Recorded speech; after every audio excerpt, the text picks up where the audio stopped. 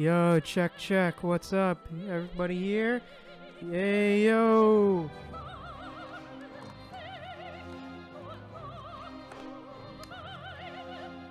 Good, how are you, my friend?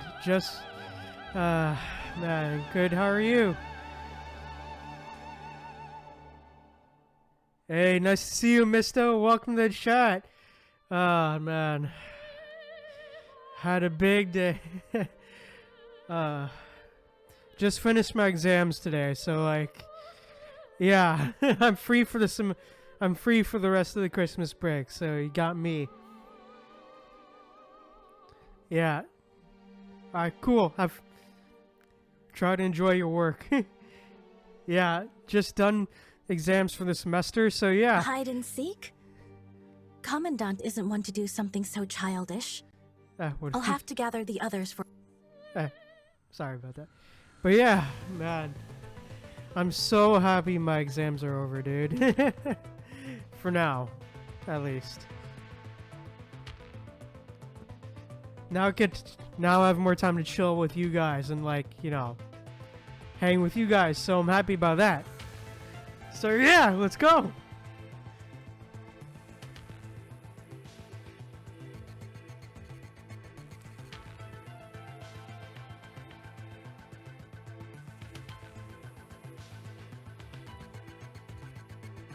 Yeah. Also got some bubble tea with me to help with the stories and stuff. So, you know, help chill out and stuff. So yeah, to enjoy while we read. So yeah, hopefully this will be more of a comfier stream. So yeah, let us dive in. Silence.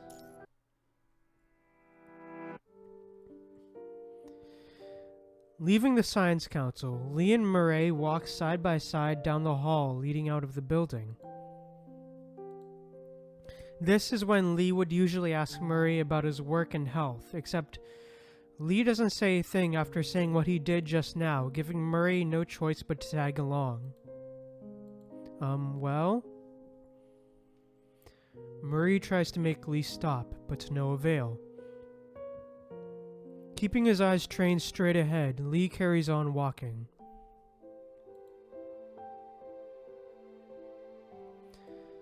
Seeing Lee so quiet reminds Murray of what happened when he was still a kid, when he went out of town to try to buy medicine for some doctor. Milk dry and unable to go home, Murray was left crying alone in the rain until Lee found him. Muddy all over and soaked in rainwater, Lee with an umbrella in hand was out of breath when he found Murray. Lee, however, didn't blame him at all. Lee held Murray's hand tightly the entire time on their way home. Lee walked on quietly, all the while keeping his eyes trained straight ahead. Seeing Lee all tense from below the chin, Murray knew he was angry.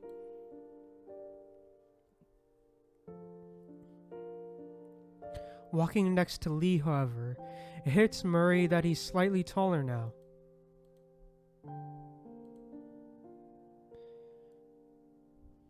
Lee finally stops when they reach a quiet corner. Been a while since we last talked. Murray looks around and is surprised when he notices that this place is one of the few in the bridge area without monitors. Murray quickly goes through in his head everything he's done recently to see if there's any loose end before he forgot to tie up that gave him away. As he does so and keeps his eyes on Lee, Murray casts Lee an excited yet confused look. I know, right? It sure has been a while since we last talked. I mean, you've been busy with all the adaptation tests. Right, but I do have something I want to ask you about. Lee opens his hand to reveal a tiny chip. Wait, what is... You aren't going to tell me you don't know what this is, are you? That's exactly what Murray was about to do, except when he meets Lee in the eye, he knows there's no getting away with it. Well, it's just something I use to help me survey mission bases. I mean, because I can't exactly find on the surface like you and the other commandants. Where did you come across it, though? All messenger robots self-destruct post-mission, and there's no exception, as long as Lee doesn't see what's inside the chip. Doesn't really matter where I found it. I recovered it and had a look at what's inside. Gotta say, the encryption was a real piece of artwork that could have deceived anyone but me. Because, you know, I'm your brother. In the deafening silence that ensues, Lee's heart sinks. As someone who knows Murray through and through, Lee knows that Murray is trying to hide something from him. Murray's silent admission, however, is proof that he couldn't possibly have been the one that sent him the weird set of coordinates. Lee doesn't know who sent it to him, and for what purpose, except these aren't what he's trying to find out at the moment.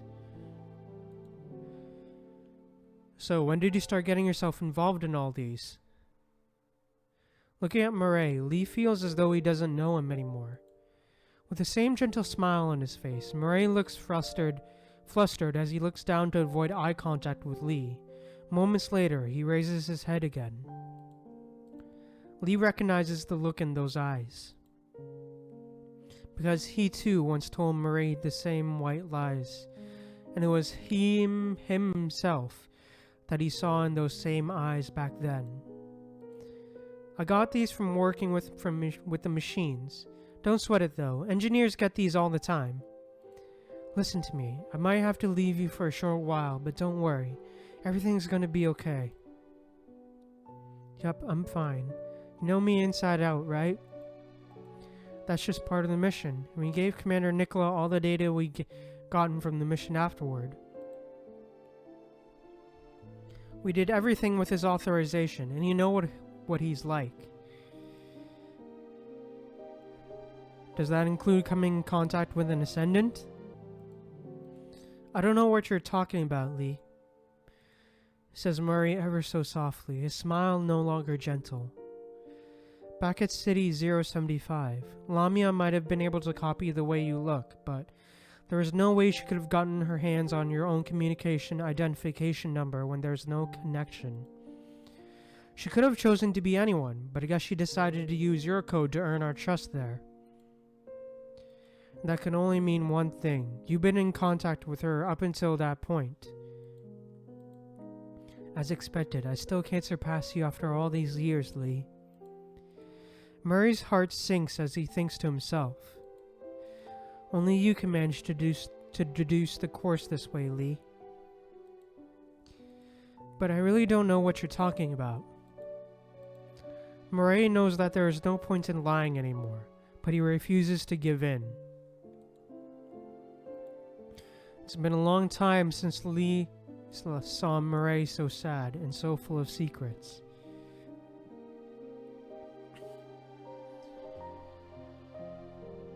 Murray would always look at Lee with expectation, comfort, and admiration. Lee recalls last seeing Murray in tears when Lee himself was inside one of the glass pods down in Chronos' lab, when both Lee and Murray believed that they'd never see each other again.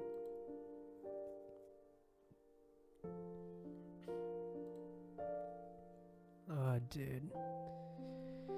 Ever since coming to Babylonia, Murray stopped being the adorable young brother he was, stopped asking Lee all the far-fetched questions he used to ask him, and stopped inviting him to the art exhibitions.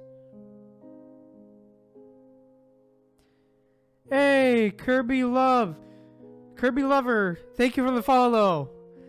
Thank you for the follow. Welcome to the chat. Welcome to the fam. Appreciate you. I'm fine, don't worry. These are the kinds of messages that Lee, whose plate has been full with endless battles, would send Murray in response to his messages. The concealed facts and emotions weave together, separating them and hiding them from the true meanings and thoughts lying under their words. I trust you, Murray, and I'll take your side no matter what. I just want you to be honest with me. We'll never know what you need if you never say a thing. And there are things that can go unnoticed if you choose to be quiet about them. Why are you keeping me and your commandant in the dark about your frame's compatibility then? This question catches Lee off guard. Well, that's because he never thought we'd be any help to you, right? You know full well I never saw you that way. Why do you always choose to go it alone then? And I thought we are family. If you told me a little more about yourself, I would never have.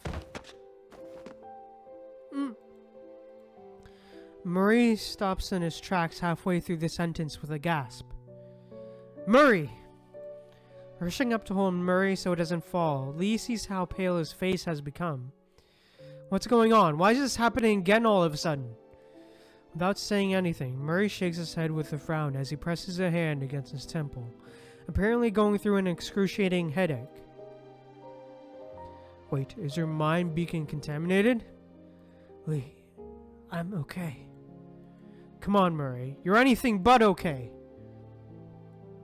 Murray smiles comfortingly at Lee. Having recovered from the episode, he takes a few deep breaths before standing up against the wall.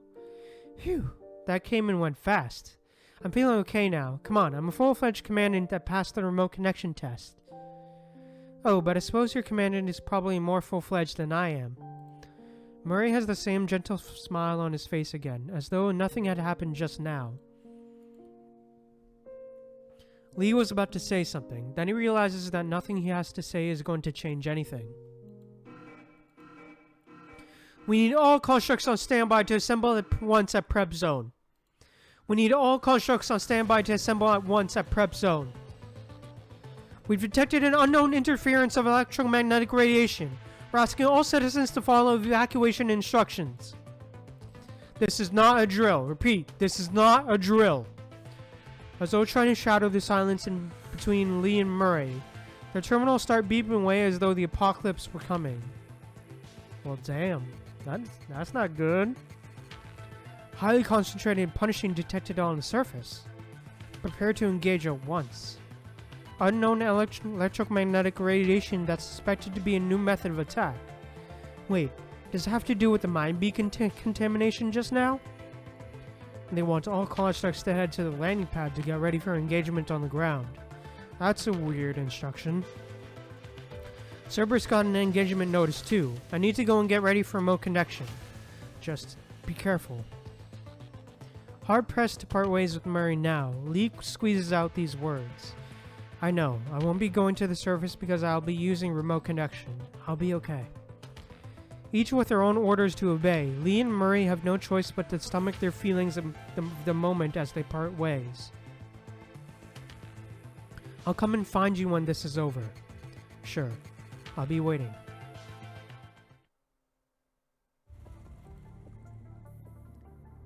Damn, this is going to get crazy. Babylonian Parliament Hall, 20 minutes ago. With the executive meeting coming to a close, the air in the hall is somber with flustered councilmen.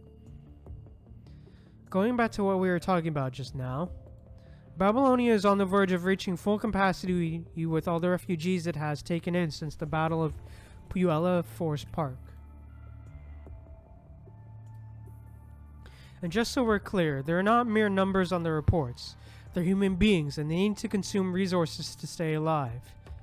We're burning through our resources faster than ever, and we don't know how much longer it's going to take for our production lines to be built. For God's sake, we haven't even replenished the resources we spent on the previous battles. If this goes on, we'll have no choice but to cut back on the amount of resources we assign to the residential area.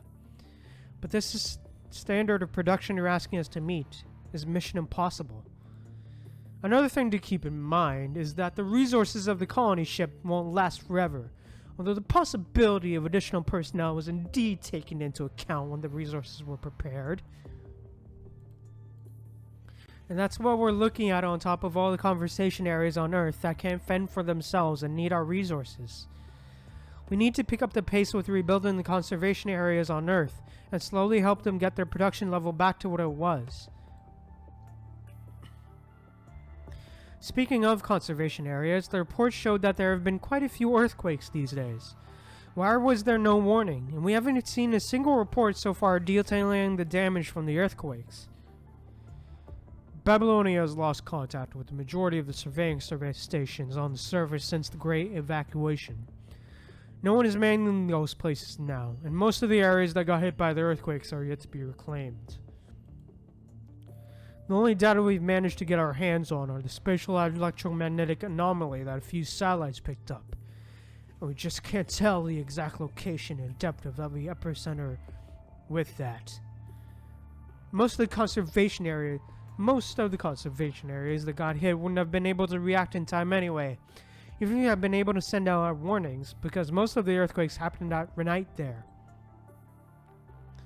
We've managed to get in touch with most conservation areas now, and recovery efforts are already underway with engineering force in charge. Command Central sent the majority of task force and support force down there for recon. We should be receiving a report in no time. Now, the next subject on the list is the new construct restriction bill submitted in conjunction by a number of councilmen. The bill seeks to implement stricter monitoring on constructs, through such means as making mind accessible for scrutiny and monitoring their conversations, for instance. With it, the light blue projector screen in the center of the hall shows a new document that lists out the restrictions to be imposed on constructs. Oh boy.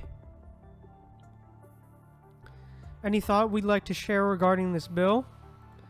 Are we trying to limit their contact with the enemies when they're the ones out there fighting the war? I find that contradicting. We need to bear in mind that we've seen a large number of defecting constructs over the last 2 months alone, most of whom are still missing. The whole business with ascendant recruitment is an open secret now among our construct soldiers. We came forth with a bill based on sufficient evidence that points at the possibility of there being secret agents among our soldiers sent by ascendants. We very well might be able to minimize the damage we suffered had we started looking into the situation earlier. I'm sure you know what I'm talking about, Commander. People have grown weary from years of war. And we've been through only too many disheartening battles recently. It's only natural that our soldiers are going through a period of low morale now. And that's something that can happen whenever there is war. Still, most of our soldiers are fighting the war with hope and determination. Are you really going to hit them with a bill that shows our lack of trust in them when what we should be doing is supporting them? President Hassan, I know you've always been an advocate of human rights for constructs, but I'm not sure if it'd be a good idea to stand by the defecting constructs. Are you going to wait for them to attack Babylonia and take all the classified information we have back to the Ascendants? In the heat of the moment, this particular councilman stands up from his seat as he slaps the table. Distorted by the slap, his microphone sends out an amplified buzzing noise that threatens to split the air in the spacious hall. What are you doing? This is the world government's parliament. Sit back down already! The councilman who tries to stop him, however, falls to the ground with a punch. Well, god damn. Oh crap. Everything seems... God damn. Oh shit, everything seems to be falling apart. God damn. Are you out of your mind? Traitor. Amidst the chaos that unfolds in the hall, the quiet mumble goes unnoticed. Silence! Right when Nicola is about to call the security in, a disconcerting emergency call forces its way through the channel into the parliament. Apologies. This is an emergency announcement. Please kindly terminate the meeting at once and find a place to hide. Oh, Celica, damn. What's going on? Just tell us what's going on already. Commander, thank God you're all still. Celica seems to be running as she tries to speak. She tries to remain calm, yet her trembling tone betrays her. From her side, screams and the sounds of buildings crumbling down can be heard. Celica, what's going on? About ago, he detected a strong reaction of the punishing virus on the ground. Babylonia has been hit with a strong wave of electromagnetic radiation, and it's caused a lot of to go mad. Now, we don't know what's causing all these. It's extremely chaotic now. Please stay away from the mass. People that have lost their minds here are highly aggressive. Please stay away. It's carrying weapons. Selka's warning call grinds to a halt with the overwhelming buzzing noises. Wait, are these people... Traitor. They've gone mad. Wait, where's the security guard? You bunch of traitors! From the corner in which he was just mumbling, the security guard roars as he aims his gun at the assembly of officers. Oh shit. Trained squarely at Hassan's chest, the jet black gun spits out a bullet before anyone can react, leaving the entire hall in shock.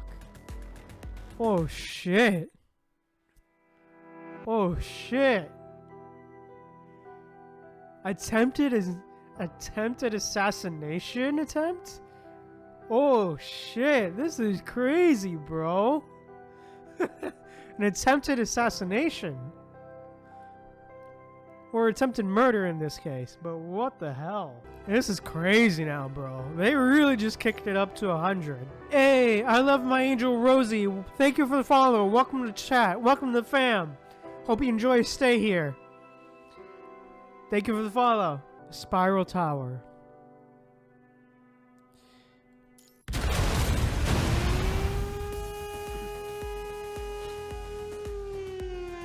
The alarm begins blaring the same time the ground roars in rage, plunging the entire conservation area into chaos and screams. In the distance, a dilapidated building totters on the brink of collapse. Its steel framework squeaking as it sways violently. As far as anyone can see, everything is shaking. Unable to stand firmly on their wits' end, people hold on to whatever objects they can find to keep their bodies low to wake the quakes out. No textbook or video can ever come close to describing the horror they are going through at this very moment. They see with their very eyes how powerless they are, and every shake chips away at their will. Everything they once thought was indestructible crumbles into pieces with jaw-dropping ease.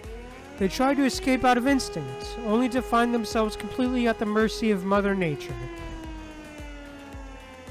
In the face of Mother Nature, mankind is no better than a bunch of inconsequential small fry. And yet, stop what you're doing at once and evacuate like you've been drilled to, and don't push! Take cover where you are if you're in the medical zone. Pay attention to the injured. We've reinforced the shelters there, and y'all can count on it to sustain even the most violent of shakes. Everything's going to be okay, and we aren't going to let any other person get hurt. There isn't a single idle soldier in sight, each and every single one of them doing what they should to help. Which means that Grey Raven can't let anything stand in its way either. After a moment's hesitation, Grey Raven jumps into action.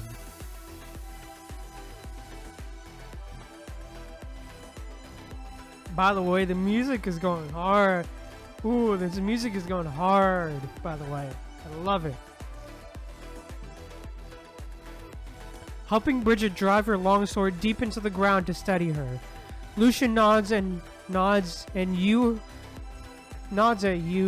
and her eyes calm and reassuring as always. Liv, on the other hand, fires at a concrete pillar teetering on the verge of crumbling with a Levi gun, blowing it to pieces that pound the ground where no one stands. After pulling some residents away from the trial ground and out of harm's way, you turn around and at the top of your lungs, shout your question at the construct that was holding a monitoring device just now. Do you have the numbers on the earthquake? Nothing except that the epicenter is at 10 to 15 kilometers away from here. You'll have to go to the command center to find out the rest.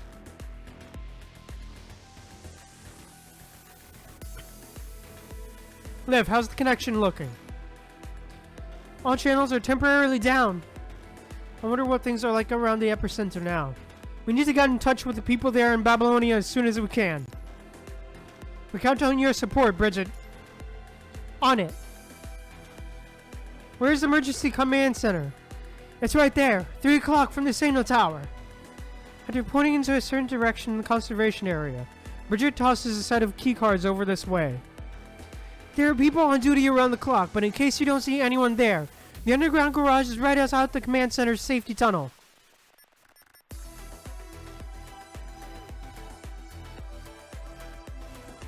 The wind and the chaos that now dominates the conservation area flood your ears the entire time you sprint toward the command center. With the most violent of trembles behind, the conservation area is now deep in screams and cries, as well as people assisting those calling for help. Right then, out of the corner of your eye, you see a pair of trembling hands with a thumbs up that dangles off a stretcher, being carried away by a few constructs. Aren't you a tough one, huh? Yes, come what may, because together we're strong. We are strong. As soon as you open the door to the command center, you are met with an unbelievable mess. Sitting right in the center of the gigantic central system with a straight face are two constructs. Their hands flying over the control panel so fast that your eyes can't even catch up. One of the construct's arm seems obviously crushed out of shape, except she seems completely unaware of it. The space-time distribution and characteristics, and the electromagnetic parameters. What in the world is going on? None of these is making any sense. Emergency communications is 98% activated. 99%. There we go. Damn it. We aren't hearing anything back from Conservation Area 27. Task Force Grey Raven is here to help. Oh, thank God. The liaison officer almost jumps out of her seat. How's everything looking? Not good at all. No comms, and we still haven't heard back from Babylonia. Not good at all. The abnormal electromagnetic signal of this earthquake is weird and... What do you mean? The epicenter is 2,000 meters underground. If our device got the measurement right... Which makes no sense at all. Because if that's where the epicenter is, then we should be seeing catastrophic damage here just 17 kilometers away from the epicenter. And Conservation Area 27 can only be having it worse. Because they have a bigger population than we do with their high power CPFs. Calm down and send us a copy of the data first. It's likely that they lost all means of communication there. We're going to head down there now. Wait, use the car down in the underground garage. The car comes with a mobile emergency command device that contains all our data. You'll be able to contact the nodes within it. We've had a dozen nodes set up already. We'll keep trying and see if we can get in touch with the other zones. Thanks. Exchanging a look with Lucia and Liv, you scurry towards the safety exit. The constructs, on the other hand, stay where they are.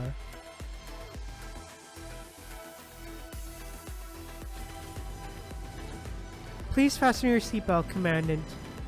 The road is about to get bumpy. The entire time the military vehicle speeds down the quake-stricken highway. Liv busies herself with adjusting the radio in the car. Half an hour later, you finally hear a voice emerge from the white noise that's been filling the air. This is Commandant speaking. This is the SOS message to all squads from Babylonia. I repeat, this is the Commandant speaking. And this is an SOS message to all from Babylonia.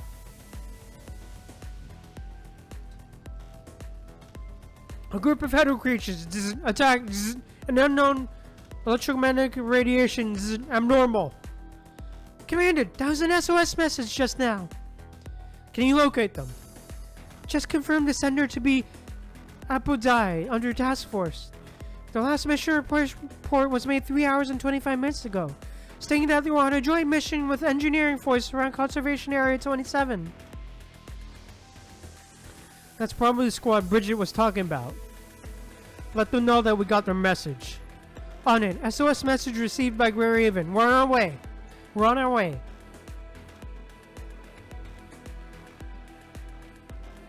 The closer the car approaches the location shown, the stronger the reaction of punishing you pick up. You can't be sure if there will be aftershocks, but you decide to go with the most safe-looking route that goes around the city, in case you ever need to engage any enemies when an aftershock hits. The weather seems worse than it was just now. The heavy clouds descending upon the horizon quickly rob you of your visibility, and turn the gray buildings in the distance into a twisted mountain range. Over the never-changing line of gray, however, a red flash quickly swooshes past. When you turn your head around for a better look of what that was, however, you see nothing. We're in close vicinity of where the SOS message was sent out, Commandant. Look for the signal. Found them. I'm picking up reactions of them and hetero creatures 923 meters away at 2 o'clock. Gregory, get ready for engagement.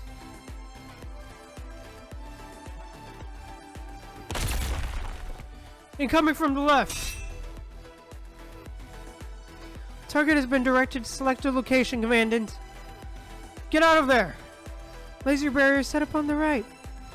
Live now! On it. Far from across from you, the mounted laser cannon accurately blows off a corner of the building you just marked. Delta coup de grace. The already teetering walls crumble to the ground with an ear-splitting bang, whose falling concrete blocks block the hetero creature's way out. Then, like a malfuel that rots in a time-lapse, the floors of the building go down in a chain reaction, instantly burying away from the hetero creatures that try to make their way up and crushing them into a crimson pool of syrup in the remains of the building. And the rolling smoke as few hetero creatures make their way out of the debris, and among them is a deranged Heteosapien that dashes straight at you, whose broken arm you can see sandwiched between broken concrete blocks. Commandant! Raise a gun and shoot. Hey! Giga Chad Commandant, let's go! Giga Chad! Right when you pull the trigger, you hear a loud bang from behind you, and before you know it, something swishes past you with searing heat and heads straight for the hetero creatures. Right away, you roll over and brace yourself for what's coming next. A wave of eye-searing heat and blinding light later. What were still the hetero creatures and the remains of the building until moments ago are now a pile of overcooked black stones. The world is quiet again as your terminal beeps to inform you that all enemies have been neutralized. Commandant, are you alright? I'm okay, but wait. Turning around, you see a girl in her commandant uniform collapse to the ground, the rocket launcher over his shoulder still spitting out smoke. Hey, yo? What? Hey, yo? Yo, a rocket launcher? Bro, that's crazy. Hey, Sika. Haha. Blood oozes through her fingers that wrap tightly around her arm. We need a doctor here. Right, I'm on it. Some simple patching should do. Please stay still and let me inject the serum for you. Thank you. Wait, oh god, my god, I'm terribly sorry.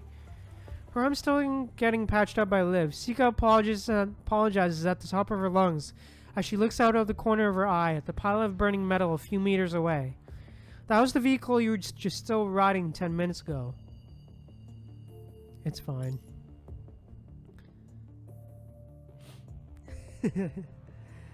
Pretty sure Bridget's gonna strangle him. Thank God I took the communication device from the car. Pretty sure Bridget's gonna strangle me alive. Yeah, let's go with that. Yeah. The shot that took down the building took a turn and landed squarely on the car, which you never saw coming. But you're just glad that no one got hurt. Forget about it. How are you feeling? I'm feeling okay. See, I can still move. Was it you that sent out the SOS message? Yes. Straightening herself and looking your way, Sika looks flustered. It seems like she hasn't yet recovered from everything that happened just now. We're safe now. And I know we should have introduced ourselves earlier, but... We're Raven. And I'm Noctis Kyrios. Yes, I know who you are. I mean, everyone from my class. Wait, no. Everyone who's been to FOS knows who you are. Says Sika, looking more flustered now. Oh, silly me. I'm Sika LeBron. I came fresh out of FOS and I currently serve as the Apodidai Commandant. It's a true pleasure to meet you. With the introduction, Sika plays you a proper ceremonious salute, which you reciprocate with a salute. Fresh out of FOS and already serving? Now that's rare. LeBron, I must have heard it somewhere before. Seeing Sika's glittering eyes bringing you back to all the moments you looked into the shining bright eyes down into the audience when you delivered graduation speeches. It's a little late, but congratulations on graduating. So thank you. I never thought you'd be the one getting my SOS message, commanded Noctis Kyrios. Clenching her fists, Sika sounds upset. We're both commandants here, so feel free to just call me by my name. Right, of course, Commandant Noctis Kyrios. Oh, my bad. It doesn't seem like she heard you. How she addresses you, however, is hardly what you want to discuss now. Where's the rest of your squad? It's just me. The rest of my squad is on a different mission, and I lost contact with them. Alright, see you later, Drift Knight. Siko quickly goes over what happened. She was sent here on a mission to help engineering force install new communication devices, but stumbled across a group of corrupted and hell creatures on her way. In the best interest of the engineers and communication devices they came to install, she decided to stay behind to fight the enemies while the rest of her team escorted the engineers to safety in nearby Conservation Area 27. And everything went as planned until the earthquake suddenly hit and severed all means of communication. In the last message she got from her team before the earthquake, they wrote that they had detected an electromagnetic radiation of an unknown origin. I sent out SOS messages multiple times while moving towards Conservation Area 27, but never heard back from anyone. And I only have myself to blame for failing to come up with a more well-thought-out plan. No one starts out experienced. We can go over what you should have done better after the mission. But now, we need to think about what we need to do next while we're still here. Right, of course. Going through Apodidai's message in your head again, you can't help but think that electromagnetic radiation is a new form of attack that corrupted and hell creatures came up with. And if that's true, then you need to get to where they are as soon as possible. Abruptly, an incoming call jolts the communication terminal to life. It's the liaison officer, whom he met not long ago, her face looking grim. We have an emergency. A message was just received from soldiers near Conservation Area 27. Is the communication issue resolved? It's being addressed. A squad with communication expertise and their commandant headed to the site shortly after a support request was sent. From the on-site report we just received, the situation is far more dire than we ever could have imagined. Have a look yourselves. The attachment sent by the officer only contains a video and a string of coordinates. What is this?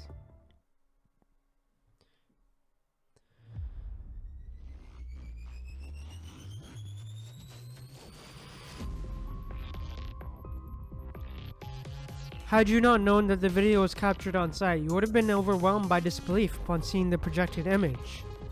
Fun. It unveils a spiral tower stretching towards the heavens.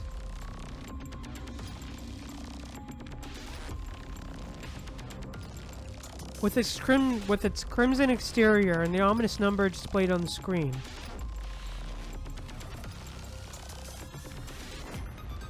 The severity of the punishing virus concentration becomes apparent. Not even the most extensive protection would grant a human survival inside for more than a single minute. However, its appearance is even more dread-inducing. No word can convey its unearthly presence that surpasses any structure rooted in the ground. Its sturdy foundation pierces through the soil, while the sharp summit thrusts into the clouds. At the sight of it, no one can help but wonder if the Tower of Babel, a testament to human abomination seeking to ascend into the realm of gods, were to materialize, would it bear an uncanny resemblance to this otherworldly creation. Yet its very existence evokes not awe and admiration, but a sense of impending menace within humans. It's said that the ancestral primates took millions of years to evolve into distinct lineages of humans and modern apes.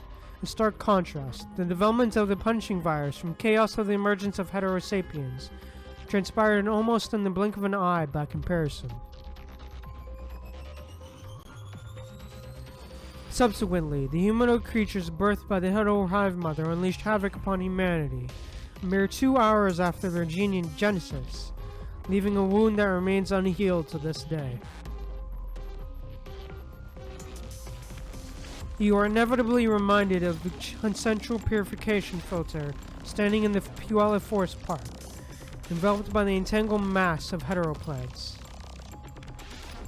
Unlike this spiral tower before your eyes does not even bother to put up a camouflage, only blatantly revealing its danger and hostility to humans on the surface and in space.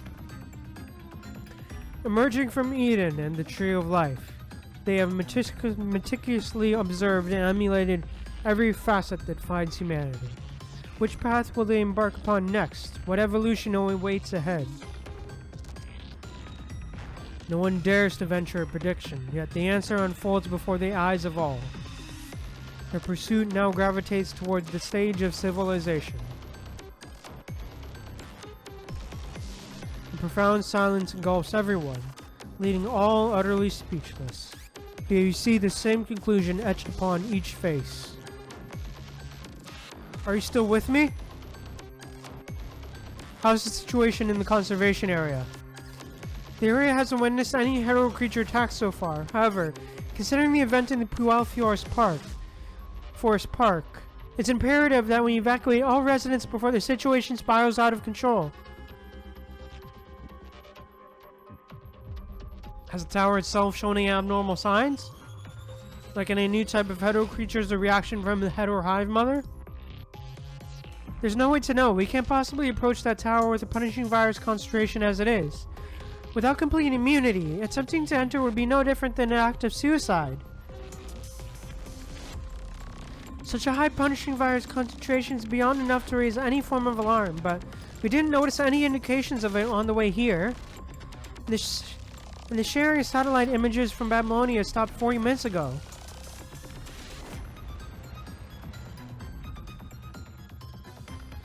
Right around when the last wave of earthquakes began.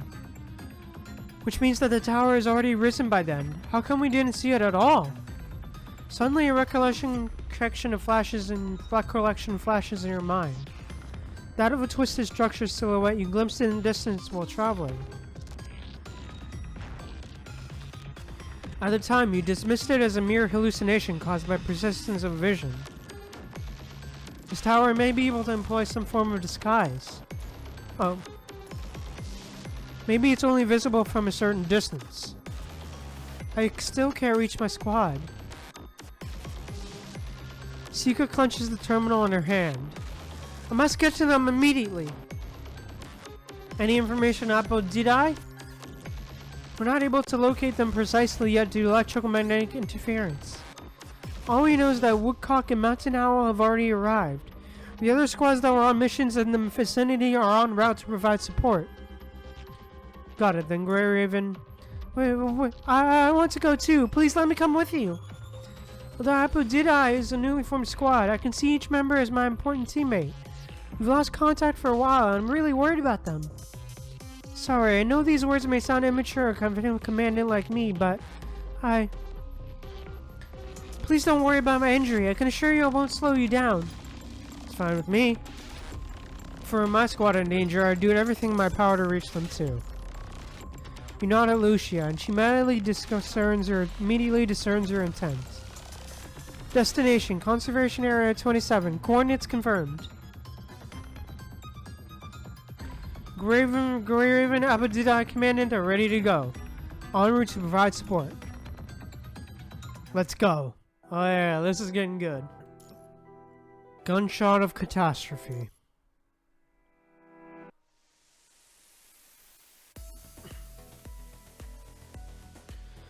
The bullet aims precisely at Hassan's heart. leaving him no time to react. He can do nothing but watch as the enraged guard pulls the trigger, unleashing a furious yell.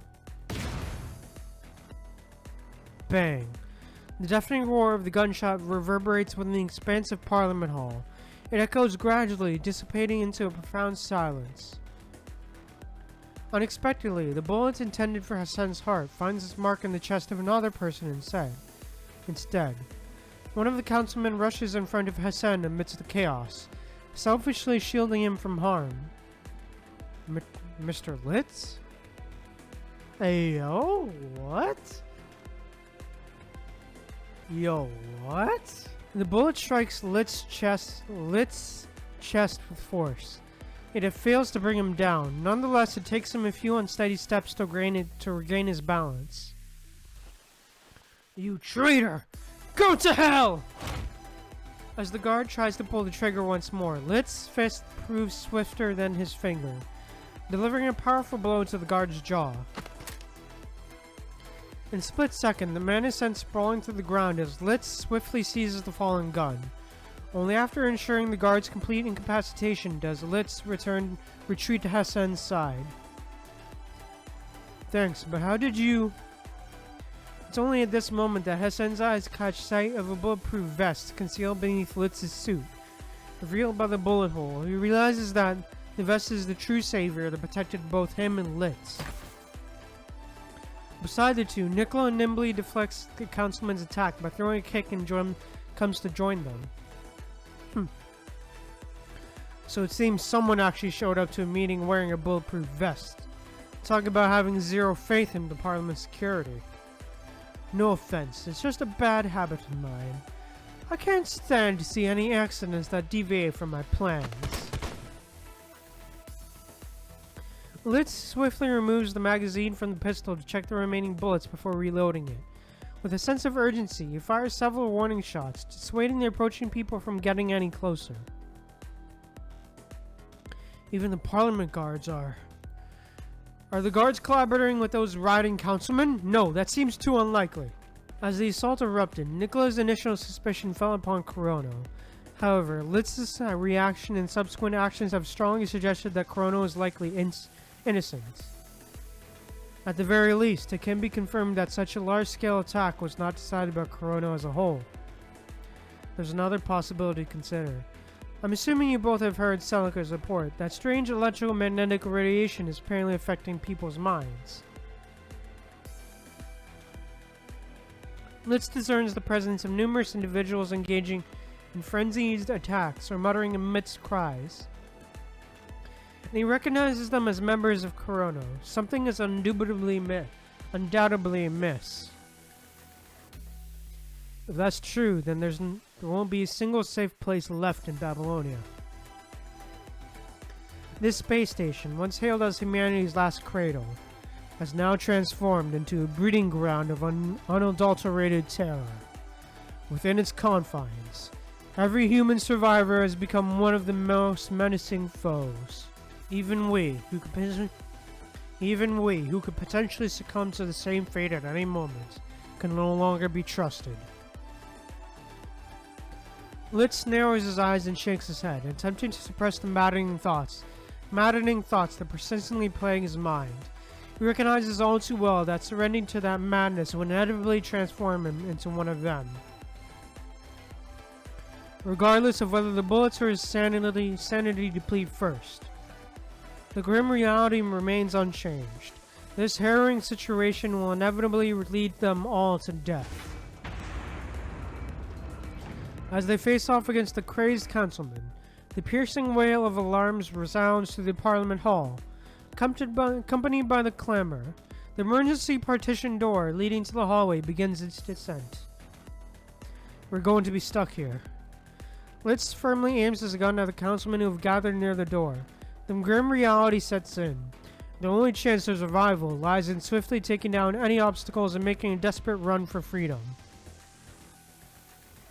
We won't make it. It's already too late. Just as Hassan says, there's no time left for them. The partition door falls with astonishing speed, isolating the Parliament Hall from the outside world in the blink of an eye.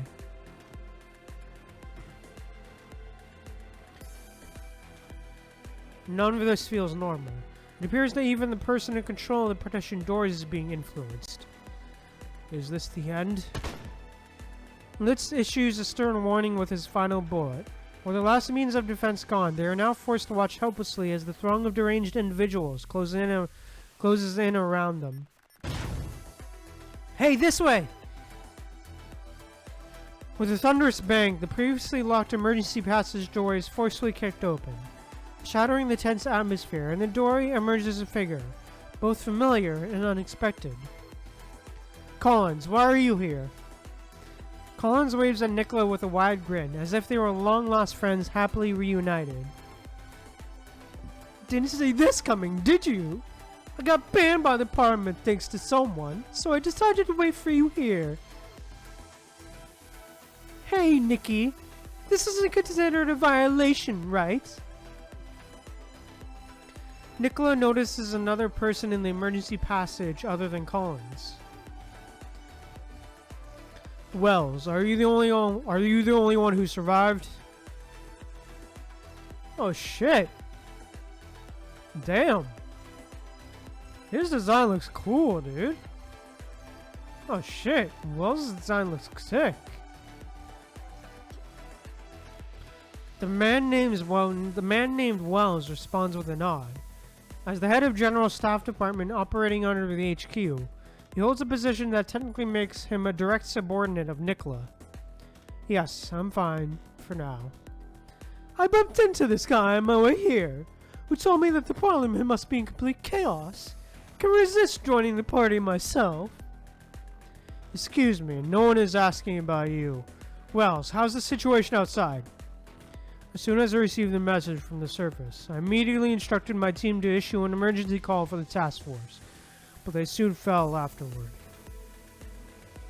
Given that General Wells arrived alone, it becomes evident that the situation within the headquarters must be equally chaotic. Oh shit, so this is General Wells. Oh shit. God damn, his design looks cool. His design looks sick, dude. General Wells, may I ask how you acquired the weapon?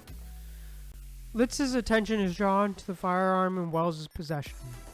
Its antique design catching his eye. It appears to be a relic from a bygone era, crafted before the Golden Age. Just a piece from my collection. Never expected to have any practical value until now. With a composed demeanor, Wells strides towards the door and tosses a cylindrical object at the crowd. Upon landing, the cylindrical object unleashes a blinding flash that illuminates the entire space, accompanied by a powerful shockwave that swiftly renders the nearby individuals unconscious. Don't worry, it's just a flashbang. They'll be temporarily unconscious, but it's non-lethal. Wells gives Nicola a nod, acknowledging the importance of minimizing harm to the innocent, even in the midst of such an emergency. God damn, bro. Wells is a Giga Chad, bro. Hey, yo, Wells is a Giga Chad. Who would have thought an antique like this could still come in handy? I bet this old thing has seen more action than all of us.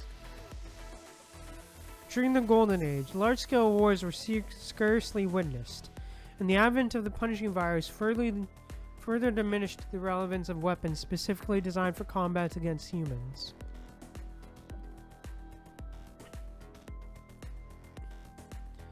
More than me, that's for sure. Considering I'm a lot younger than you, but I won't make the same assumption about you. Oh, is that so? I almost forgot my age. I suppose an old-timer like me can use a bit more exercise. Jesus.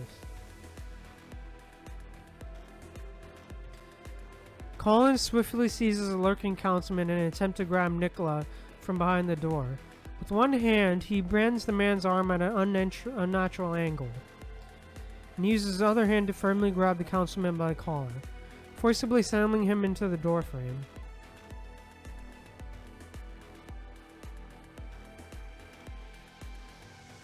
He then takes hold of the poor man's head and lets out a laugh upon observing the battered state of his face. Hey, isn't he the control core guy who investigated me? If I remember correctly, he's a friend of yours, Litz. My apologies. I might have to hit him a bit harder than intended. Litz's gaze remains cold as he stares at Collins, devoid of any emotion. Forget about it. To be honest, I'm not really that familiar with him. Stop wasting time here. Take these. As Wells distributes the remaining 3 pistols among the group. Litz is surprised to find that Wells has also prepared a firearm for him. With no way to predict who, when, and who will succumb to madness. Someone needs to have the means to stop him. Each member of this group possesses formidable control over Babylonia. They're actually aware of that even a single individual succumbing to madness could cause dire and untoward damage. Well, in that case, we're tailored for this situation, considering our diverse perspectives. If someone loses it, we can put him down without batting an eye. I see. Fair enough.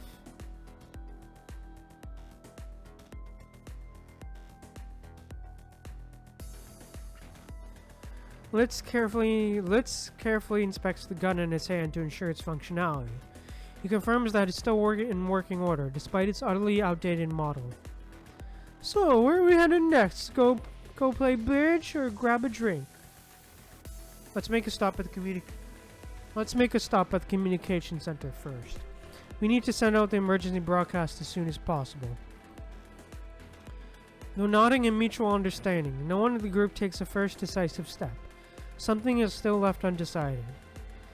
Here is the first question. Who should be the one taking the lead?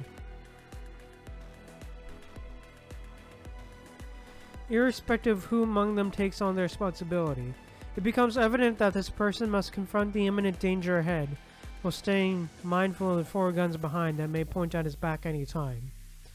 In a fleeting moment, the remaining 4 exchange meaningful glances with one another. The youngest one. Is that even a question? The youngest one, of course. Considering our combat capabilities, it would be optimal for the young one to scout ahead and make first contact with the enemies. I second that. The youngest person should be assigned to the front line. The subtle twitch of Litz's mouth and his discernible frown reveal his inner thoughts. However, it only takes a fleeting moment before he raises his gun and makes his way towards the end of the emergency passage.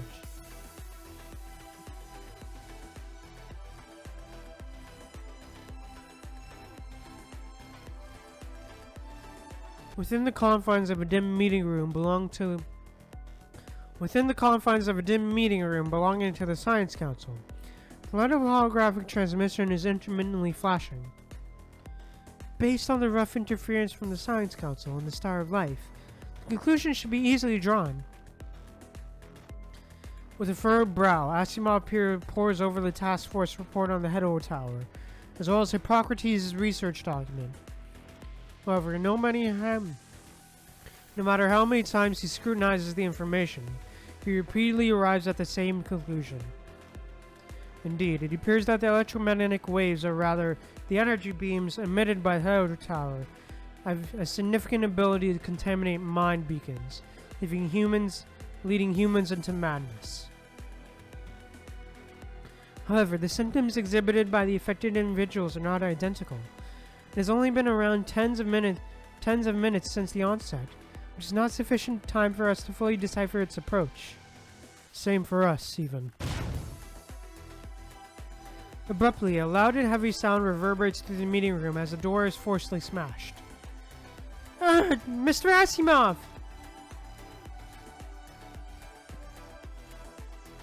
Rosa, who has been silently staying in a corner the whole time, is startled by the noise and bursts out screaming.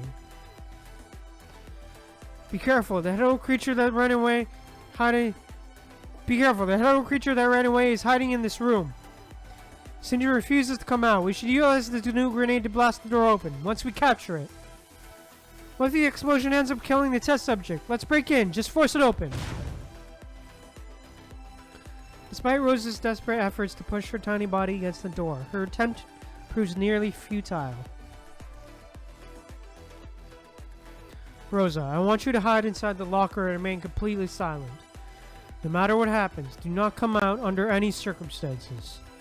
But what about you, Mr. Asimov? Before Rosa has any time to say more words, Asimov has already shoved her into a locker.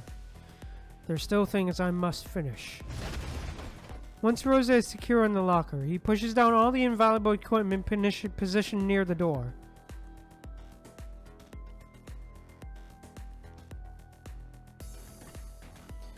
Once Rosa is secure in the locker, he pushes down all the invaluable equipment positioned near the door. This impromptu makeshift barricade serves as their final line of defense, aiming to create a temporary delay against the impending assault.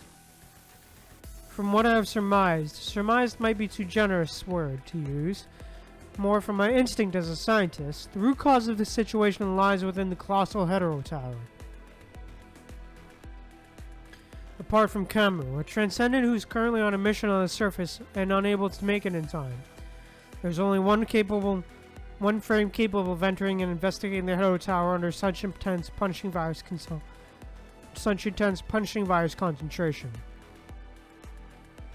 You want to use that frame to be assigned to Greer Raven, but the compatibility adjustment is still incomplete, as far as I know. Time is running out. All the basic adjustments are finished. We have no choice but to leave the rest to him.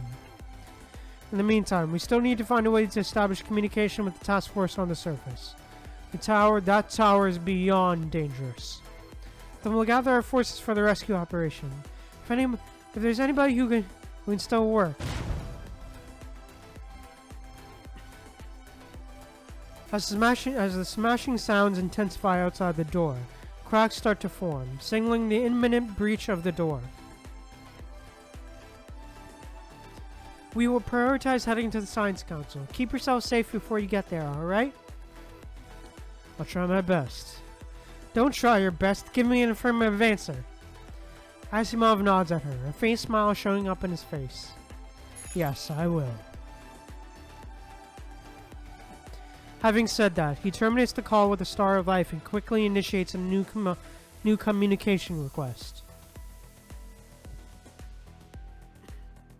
This is strange. Very strange. Despite the evacuation guidance broadcasted, Lee encounters a significant number of civilians still wandering around the path leading to the landing pad of transport crafts.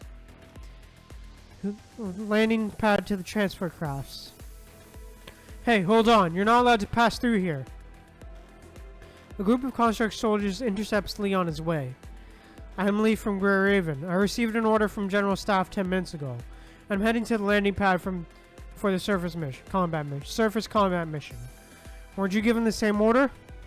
Upon learning that Lee is a member of an elite squad, the construct soldier's demeanor noticeably shifts, displaying a greater level of respect. We did receive the same order initially, but a new order came from General Staff shortly after. It said that the emergency alarm has been lifted, and we were asked to stay here and stop the uninformed task members from passing through. That's impossible. Lee checks his terminal again, finding that neither the emergency assembling order has been lifted, nor any new order has been received. Wait, that's not right. How come the order I received was to rally the task force and wait for a new order to come? No. What I got is... Confusion permeates among the constructs, causing a fracture in the once unified discipline.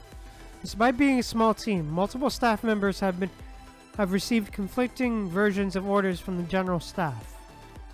Could it be that the terminals and General Staff have been hacked? Lee's thought drifts back to Luna's time as an agent. When she utilized Ha-Shu to hack into Babylonia's network system. Following that incident, security measures were reinforced against invasions. Lee finds it difficult to fathom the possibility of another successful attempt.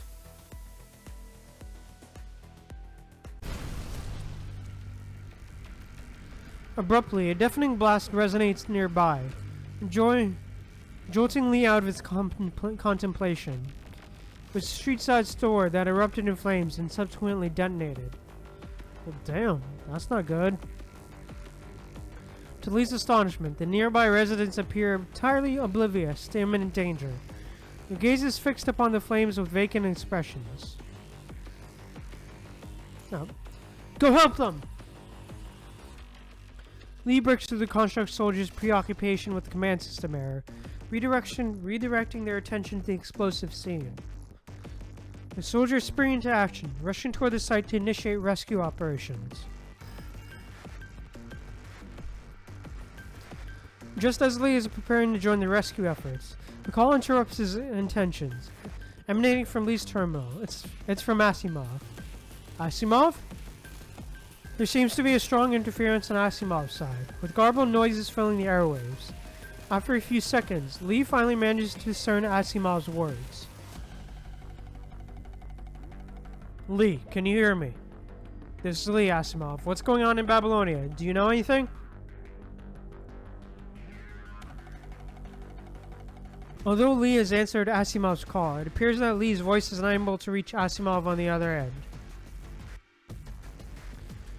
I'm hearing no response. Could it be that the use of internal comms devices in Babylonia has also been manually restricted? If you can hear me, please immediately head to the Science Council. Based on preliminary investigation, it appears that the recently emerged hetero tower on the surface is emanating a specific type of electromagnetic radiation in the form of visible red light that can contaminate the mind beacons of humans. If Asimov's statements hold true, it means Lee is about to confront innocent civilians who are meant to be protected, as well as the entire Babylonia falling under their control. There's not much time left. I'll make it short. Among a cacophony of voices, a deafening smashing sound rings once more, accompanied by furious roars and screams of humans. I finished adjusting your new frame. Conscious transfer and authorization are the last two steps to be taken before its activation. The vicinity surrounding the hetero tower is densely saturated with the punishing virus. Unfortunately, we currently lack the means to detect their inner space of the tower or anticipate the potential hazards that may lie ahead. I want you to switch to the hyperreal frame that possesses complete immunity against the punishing virus. Enter that tower on the surface and investigate the root cause of that devastating red light. Asimov's voice is tinged with groans of pain as he speaks. It seems that he is also affected by the infectious red light. You may be the only one who can stop this calamity, Lee. I'm sorry. I have no choice but to place the hope of all of humanity on your shoulders. Communication is cut off right afterward. Asimov's end remains silent. Regardless of Lee's repeated attempts to establish contact. Damn it!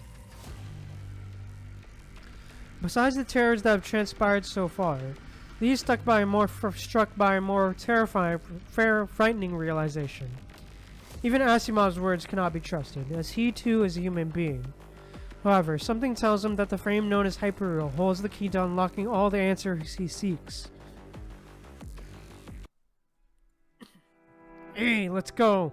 Flash of destruction.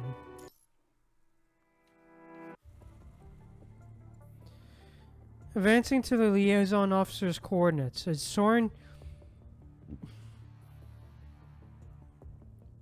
disorienting timelessness surrounds you. Intense heat and palpable tension blur your thoughts. Sweat trickles down, a reminder of the toll.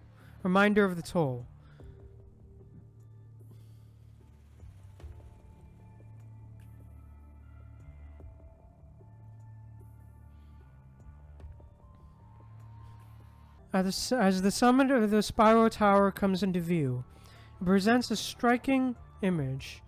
A sharp red thorn piercing the fabric of the horizon, appearing both majestic and ominous. It seems to suspend itself above the planet, resembling the sword of Damocles, the way that may fall upon one's head at any time. However, no matter how far you've journeyed toward that trenchant blade, it remains out of reach, perpetually hanging near the edge of the sky. Noctis Curios? Beside you, Sika, The young commandant does not appear in a state any better. She brushes aside her sweat-soaked hair with heavy breath, and raises her terminal once more to confirm the direction. It is the correct direction. Liv? She immediately responds upon hearing her call. Commandant, the satellite map suggests that we are getting closer to our destination. Huh? Anything wrong? Liv seems a bit hesitant, but still shakes her head. Don't worry about it. It was just a momentary glitch on the screen, most likely due to the unstable signal.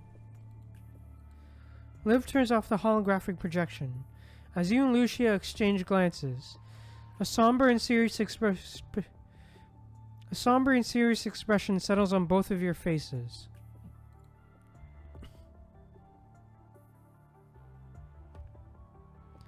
The closer we get to that tower, the more off everything feels. Nevertheless, let's stay on our toes. Since it's already in our sight, the direction we're going in can't be wrong. Yes, let's stay on guard and keep pushing forward. Roger that. Got it, Commandant. I'll keep an eye on the surroundings and everyone's state. I think we should contact the support force. Let's double check our location. Hold on a moment. Commandant, the support force didn't respond to any of my communication requests. I've been constantly sending signals to the liaison officer through the temporary channel.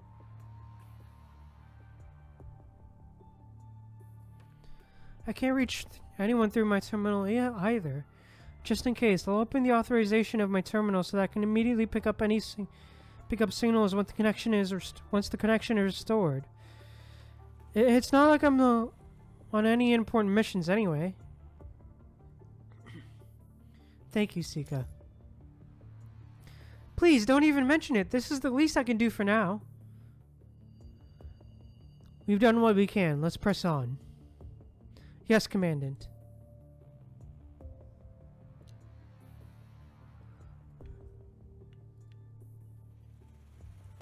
As you continue your march, the lack of response from the liaison officer weighs heavily on your mind. The photo and string of coordinates you received earlier now seem like final communication from her. In your daze, you suddenly hear Liv's hesitant voice coming from behind. Everyone, have you smelled anything strange? Smell anything? I think I smell grass. All of you come to a halt. Your gaze is fixated on the desolate and barren ground beneath your feet. And the saltiness of seawater. The scorching sunlight penetrates through the thick clouds, causing your neck to be seared by its rays. Sweat trickles down your body, drenching your clothes, while a growing sensation of thirst consumes your mouth. Now that I think about it, since just now, I've smelled something delicious, like food. But where's the source of these smells? As Liv's words reaches your ears, a sudden realization dawns upon you. The air around you carries a distinct and familiar odor, a scent reminiscent of gun oil, the very one that you only smell when repairing firearms. I smelled something too. As if in a disorienting haze, you notice that your own voice sounds distant, and the focus on your vision begins to recede.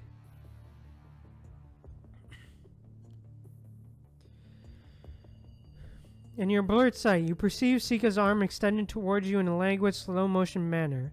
The shock that fills her eyes unfolds at an unusual speed, as if time itself has been distorted. Not just curious, you're bleeding! Huh? As you touch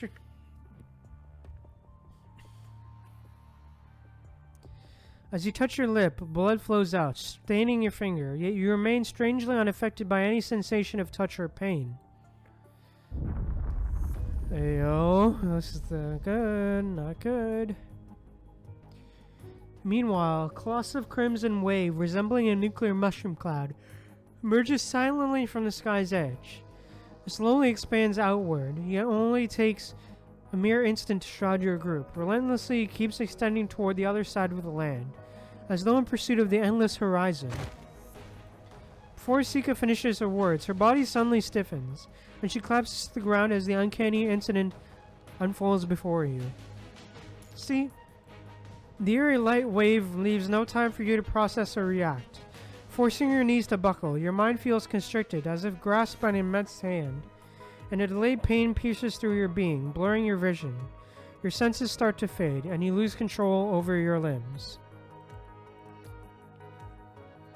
It's the mind beacon contamination. You know you must quickly steady your mind. The rapid progression of the contamination renders you powerless. Unable to sever the mind connection with Lucia and live or halt its relentless spread, in a devastating instant, the impact strikes deep within your brain, reminiscent of thousands of needles piercing through your mind beacon. Consequently, Lucia and Liv collapse on the ground, one after another before your eyes. No. As your mind beacon struggles to stabilize, a sharp and distinct pain jolts through your body. Unlike the contamination, it originates from a physical strike on the back of your neck. Your senses fade away, leaving you immersed in a state of unconsciousness. The darkness resembles an inky beach after a neap tide, or sacrificial grounds of an alien civilization that sits at the barren border of another planet. You find your feet settling on a surface constantly collapsing and reforming. Before you stands a lofty tower composed of multiple pillar-like formations, with its pinnacles shrouded in clouds like mythical Tower of Babel.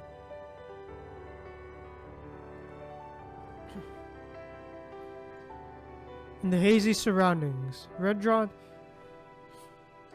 dots of light glow faintly, casting irregular crimson shades that dance across the layer of clouds.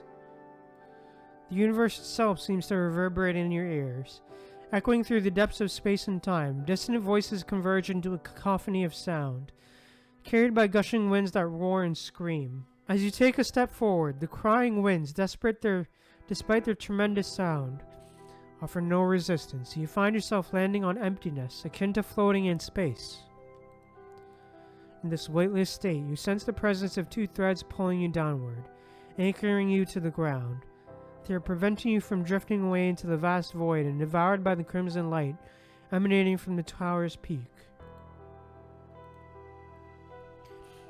Your aimless wander ends at the bottom of the tower. The black blocks that compose the tower swiftly transform, shifting into the form of a door, beckoning you to open it. Yet the door opens itself the next moment. You see Lee seated at a desk, repairing his frame.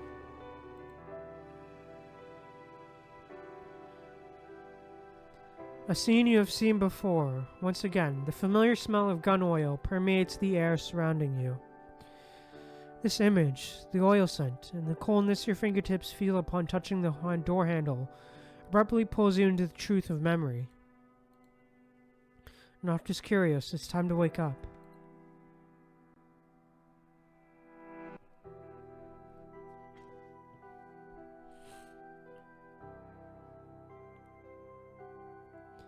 As your consciousness gradually returns, the sense of touch is the first to resurface. Alongside the lingering pain in your nape, you realize you are in an uncomfortable posture, where your hands are bound tightly behind your back. Next, a multitude of sounds floods your ears. From the front, you discern the sound of rapid, anxious breaths, accompanied by the sharp clatter of gravel being knocked around. Then your sense of smell comes alive. You immediately detect the distinct odor of earthly soil and a metallic tang that hints of the presence of blood. Your sight recovers at last, gradually regaining focus and readjusting to the brightness of your surroundings. Your gaze is drawn to a pair of military boots moving rhythmically back and forth, similar to the ones you were wearing. Looking up, you see Harley Joe. Standing before you is Harley Joe, clad in a commandant uniform. Hearing your call, he halts his pacing and turns to face you, To be more precise, spares you his merciful sight with an arrogant demeanor. The ambush before, was that you? Ambush! Ambush! Harley Joe seems deeply offended by this word. With a sudden burst of aggression, he pounces towards you. His eyes widen and pupils dilated to an abnormal degree. The rise and fall of his Adam's apple reveal his anxiety, and his fingers at his waist are twitching rapidly and at an irregular pace. President Harley Joe seems to be a completely different person than the one you have known. For some inexplicable reasons, he's in an extremely abnormal mental state. Ha, sure, only something filthy and tricky can match up with a defector like you, don't you agree? What are you talking about, bro? Save your cunning excuses. I saw him with my own eyes. You were messing around with 2, no 3 ascendants. 3! Huh? All of you are defectors. You think I'm stupid that I can't realize it? You took advantage of the disarray in Babylonia, doing filthy business with the Ascendants. Now that I've caught you, just you wait. I'll make you pay for your greed. Pull yourself together, man. I've already contacted the Purifying Force. Harley Joe raises the terminal in his hand. The screen is shattered, its cracked pieces obscuring any clear view of what lies beneath. However, he persists in frantically tapping the screen, seemingly oblivious to its non-functional state. Madness has devoured him, and you can only hope that such damage to the psyche is reversible. That wave of red light. You're also struck by its abrupt contamination. No, something tells you that the effects have been taking hold since you first entered the domain of the tower. Akin to an alien creature hunting its prey, the tower emits a sweet, alluring poison, clouding minds and diminishing awareness. Where are Lucia and... Casting a swift glance around, you discover Lucia and Liv tied together behind you. The frames are still in emergency sleep mode, like a response to the turmoil in the mind connection. Nearby, Sika lies motionless in the same position as when the contamination erupted. Ugh. Before you can further check their states, a hand forcibly grasps her jaw. Violently redirecting your gaze, your vision is dominated by the delirious visage of Harley Joe. Alright, the Purifying Force is heading here now. Before they arrive, let me take the life of you, the top dog of the defectors, to avenge my teammates who fell on the battlefield.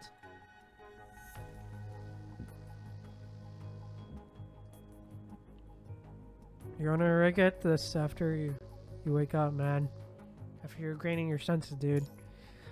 Yes, I will kill you. I'm going to kill you now. Your Ascendant friends are on their way over. I knew it.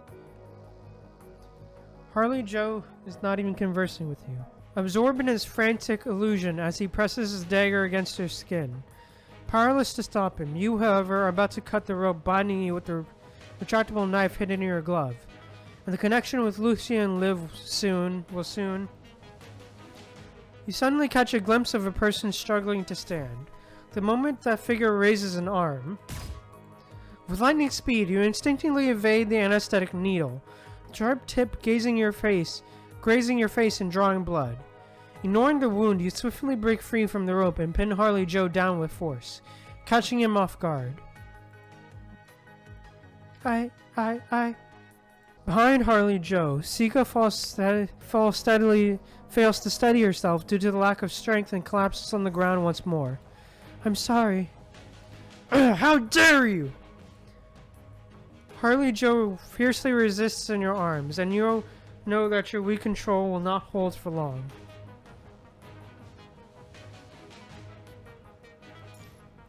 Commandant!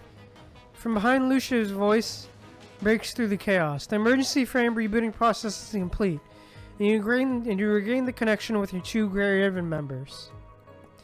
Sika manages to retrieve the dropped anesthetic gun and does her best to aim at Harley Joe. The injected medicine successfully weakens the struggle, yet it fails to stop him from unleashing a barrage of malicious and venomous words.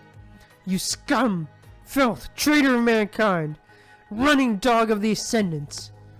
Upon breaking free, Lucia and Liv swiftly join your side, lending their assistance in restraining Harley Joe. Meanwhile, Sika stumbles over and seizes the rope you just cut to bind Harley Joe. What happened? Only know that my mind was affected for a moment, then I immediately lost consciousness. Commandant, I'm glad to see you're all right. It's the red light emitted by that tower. It appears to cause neurological damage to human brains.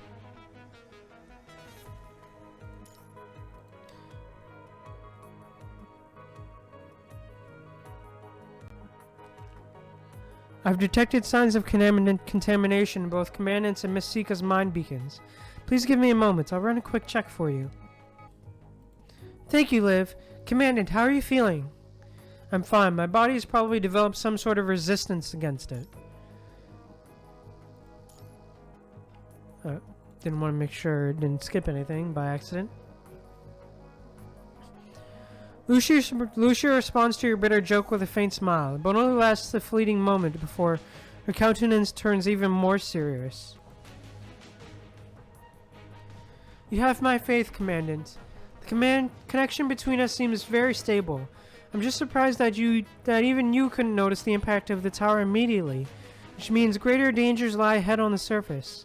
I'm afraid the situation in Babylonia. That's why we're here. I will do everything I can to help.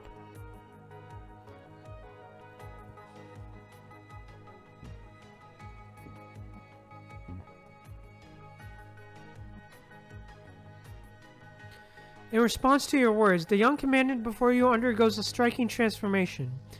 Her eyes sparkle like precious gems, reflecting your newfound energy and determination, and her face becomes illuminated with a radiant glow. A swarm of filthy vermin! Run a contamination check on Harley Joe as well and try to find the cause. This is actually a surgical anesthetic for emergency self-treatment, so it can only achieve local anesthesia. I see. Leave the rest to me. I'll put Commander Harley Joe to sleep for a little while. With the disarray finally settling down, you take the opportunity to carefully observe your surroundings. It turns out that you have already arrived at the foot of the tower. Previously perplexed by the mind beacon contamination, not until now can you see a clear image of the tower emanating an unsettling red glow.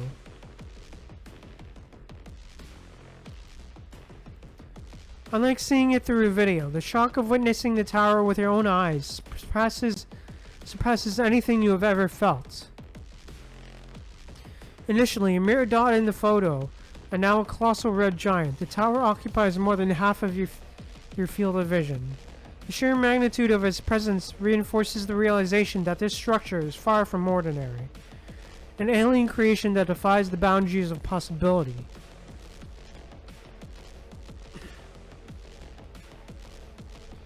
The summit of the tower is emitting a glaring red light that pierces through the atmosphere. The structure resembles an ethereal ladder, stretching towards the vast expanse of outer space. The site leaves an impression of a pathway, a bridge that may one day invite the arrival of guests unknown. Upon gazing up at the tower from its bottom, anyone could be engulfed by a deep, overwhelming fear. Whether it be a human, a construct, or any being driven by biological instincts, this profound and heartfelt apprehension in the face of an alien creation that should never have existed.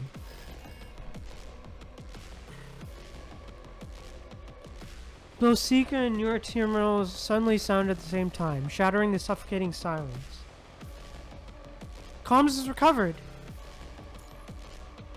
Finally, you hear Asimov's voice, but his image is nowhere to be seen. The camera jolts violently before it stabilizes, revealing a holographic projection on a table. A luminous screen of light materializes, displaying a vast expanse of red with a striking crimson dot at its center. This is the 13th time I've requested to communicate. I'll make it brief. I believe you already knows the Hetero Tower. We don't know yet how long it existed underground before manifesting itself, but I seriously doubt it took long. In other words, this thing rose from the ground out of the blue. It's the cause of all the earthquakes that have recently occurred on the surface. It can emit electromagnetic radiation in the form of visible red light that can contaminate the mind beacons of humans, causing several side effects such as mental disorders, hallucinations, drastic changes in personality, and even an increase in hostility. And the contamination can affect all the constructs connected to humans through their mind. Also, the corrupted commandants can forcibly connect with constructs. The range of contamination can already reach Babylonia. Closer to the tower, the more exponentially the punching virus concentration and the contamination level will increase. So far, we have not discovered an effective approach of defense. Ordinary anti-radiation equipment proves futile against it. Only commandants who can resist mind beacon contamination can. Damn it! Asimov, are you alright? You're the only one. Asimov! A girl's piercing scream erupts from the background, and the camera begins to tremble violently. Something abruptly covers the vision, plunging everything into absolute darkness. Say the people are still not affected. You must inform the others of the situation. Zzz. Stop it from spreading. Zzz. Is Lee with you? Lee's the key. The new frame is completely immune to punishing virus. The call is terminated. Will Asimov be alright? Lee's new frame is completely immune to the punishing virus? I'm so relieved to hear that. Then his safety is guaranteed. I'm sure he will protect everyone in Babylonia. Yes, you must quickly come up with a plan. Based on what Asimov told us.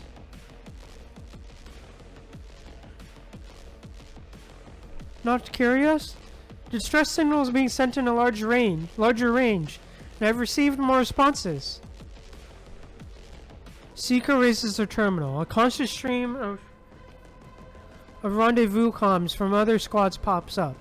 Thanks to the open authorization, it seems that there are many more who have not yet fallen victim to that hetero tower.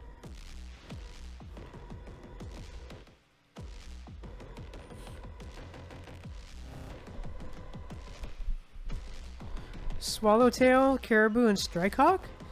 Chrome Squad is also nearby? Let's meet up with them first. Meanwhile, the terminal of Harley Joe, who still lies unconscious nearby, also begins to ring incessantly. Abnormal heat sources are detected approaching from behind. They should be different commandants with their squads, but they're not responding to our comms requests, likely affected by the unknown radiation. There are 3 squads in total, now increasing to 4. From a distance, your gaze figures rushing towards the tower, like moths drawn to a flame. As figures approach, their numbers steadily increase, forming a growing crowd. Some individuals even begin to fight each other along their way. This is probably the purifying force he called. Sika, can you still move? No problem. Sika rises abruptly, driven by an overwhelming urge. But her attempt to maintain balance proves futile, causing her to collapse back onto the ground. Blood begins to flow from her nose. I'm sorry. Guess I need a bit more time. Sika, will you do me a favor? Please help watch our back. And coordinate with the reinforcements. You have sent a rendezvous request to all the terminals nearby, disseminating the crucial information Asimov conveyed through the security code of FOS to commandants and constructs who still remain unaffected. Stay connected with your squad. Reject any connection requests from commandants unknown, and rendezvous with the connection coordinates provided. Leave it to me. Commandant. A frantic crowd on the horizon gradually swarms towards your location. I'm ready. Grey Raven, prepare to engage. Let's go! Hyperreal.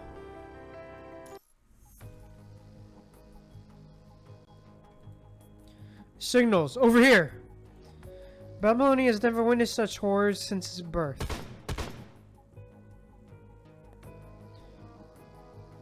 Blood, screams, crazed and eerie cries and laughs.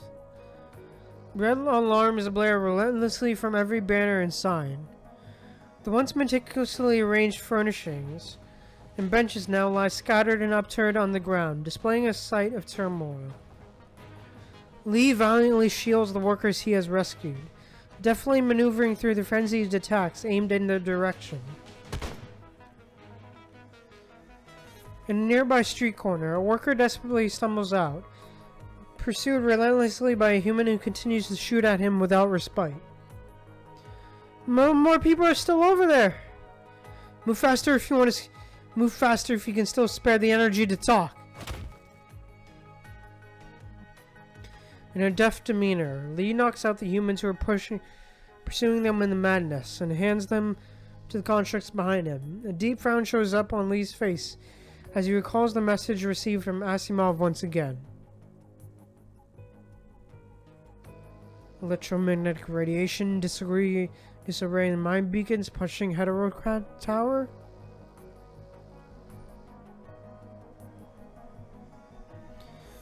Pressing his lips tightly together, Lee quickly counts the number of human survivors behind him and starts to look for nearby shelters through his terminal. That's no use. The red light just now is emanating electromagnetic radiation. Ordinary protection will have no effect on it. Better than staying outside directly exposed to it. The nearest shelter is over there. Keep it up. Wordlessly, the worker zips up his jacket, bearing visible scratches from their harrowing escape, and quietly falls behind.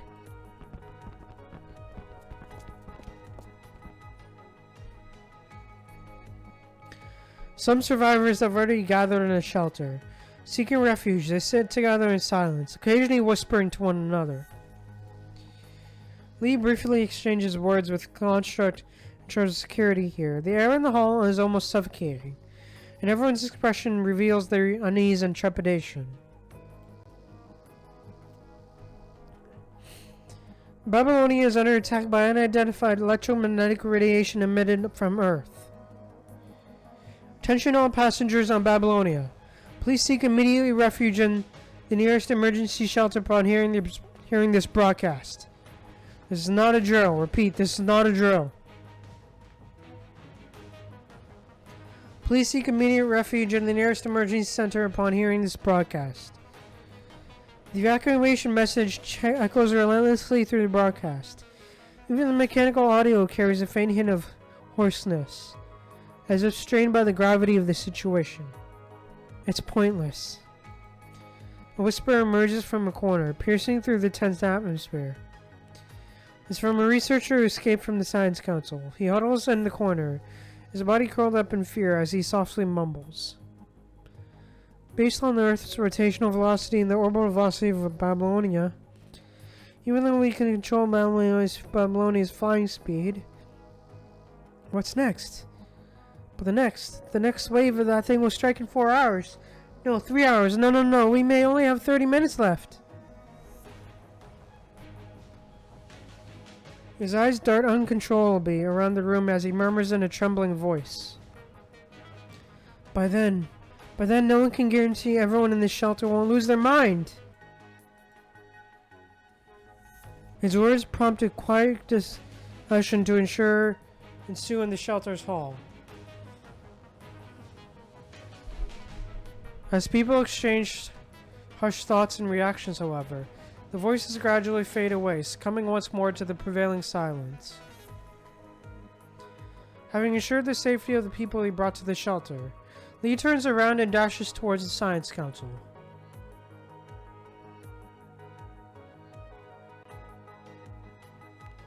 Science Council, Babylonia. As Lee arrives at the Science Council, a scene of chaos unfolds before him. Shattered pieces of glass and various devices litter the ground.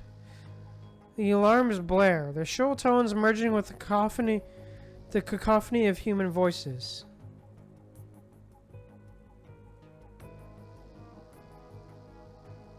As Lee moves through the turmoil, he spots crazed researchers everywhere, or unleashing their frenzy and wreaking havoc on their surroundings. Hetero creatures! How did hetero creatures enter Babylonia? Pull yourselves together. There are not hetero creatures. There's still one here, requesting support. Hetero creatures have breached our defense and invaded the Science Council. I'm not a hetero creature. Put down that stick. An attempt to prevent his colleague from succumbing to insanity. The researcher is suddenly knocked down by a strike from behind. His eyes widen in bewilderment as he sprawls on the ground. This construct is also contaminated. Be careful! Shock and difficulty in defending against these individuals, who were once trusted colleagues and allies, is palpable. While the majority of the researchers in the Science Council remain unaffected, the actions of a few lunatics are enough to plunge the entire place into a state of frenzy. Some creatures have already fallen victim to electromagnetic radiation, their minds absorbed in hallucination, while others gather together, struggling to resist the attacks from their own colleagues. After helping several survivors on his way, Lee finally stops into Asimov's lab.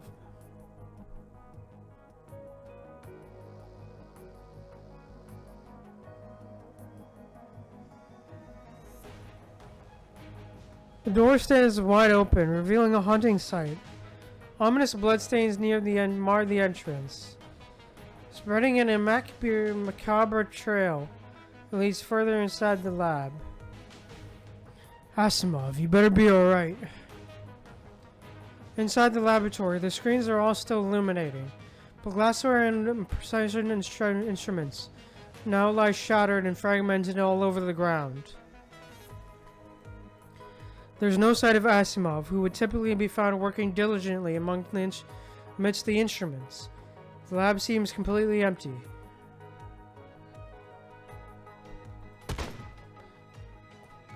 Without warning, someone suddenly shoots at Lee from behind. He swiftly dodges aside upon hearing the distinct sound of a bullet piercing through the air. Hetero creature! Another one shows up! They're from the same group! Requesting support! Requesting support!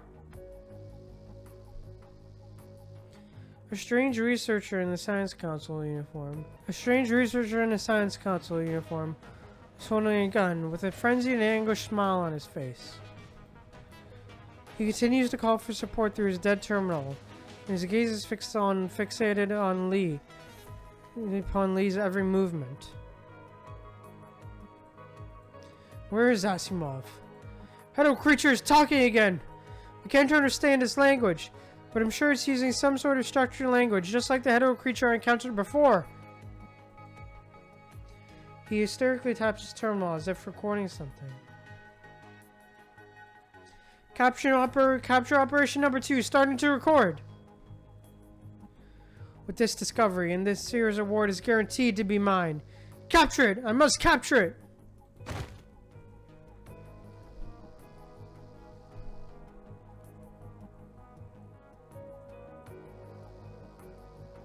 The researcher lunges at Lee, akin to a predator closing in on its prey. It seems he's no longer looking at a hetero creature, but the pinnacle of scientific achievement that could define the rest of his life. After subduing the researcher with swift action, Lee finds Asimov unconscious, lying behind an experiment desk.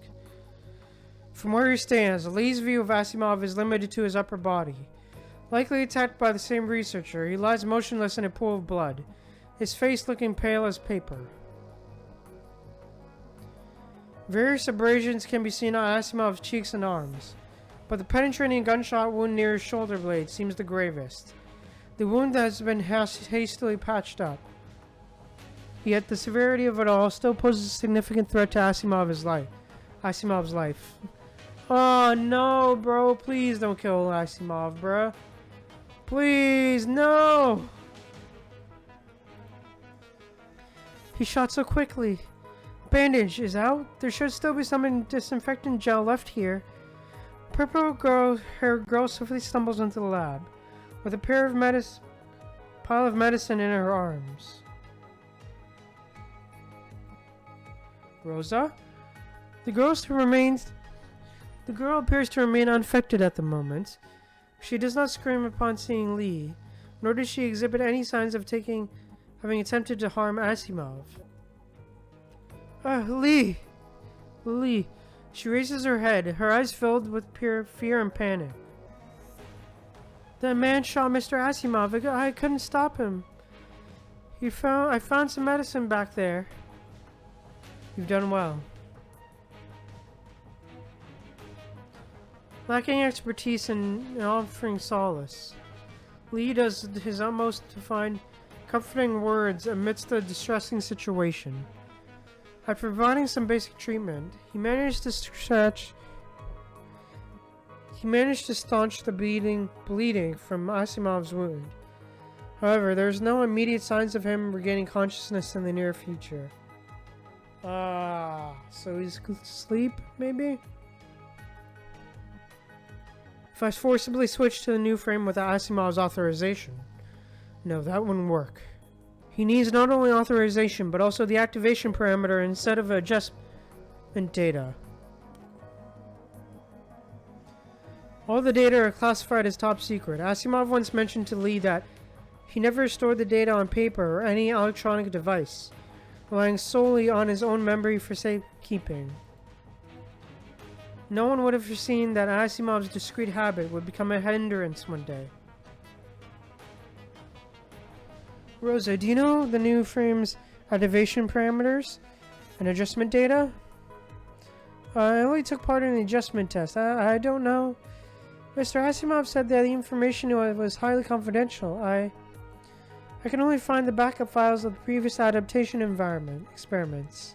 Lee and Rosa diligently scour through every storage device and paper file within their reach, only to find some backups containing simulated battle records from past frame adaptation experiments. Lee gazes at those storage units marked with numbers, recalling the coordinates and information obtained from heterometer charts. In a moment of inspiration, an idea flashes across his mind.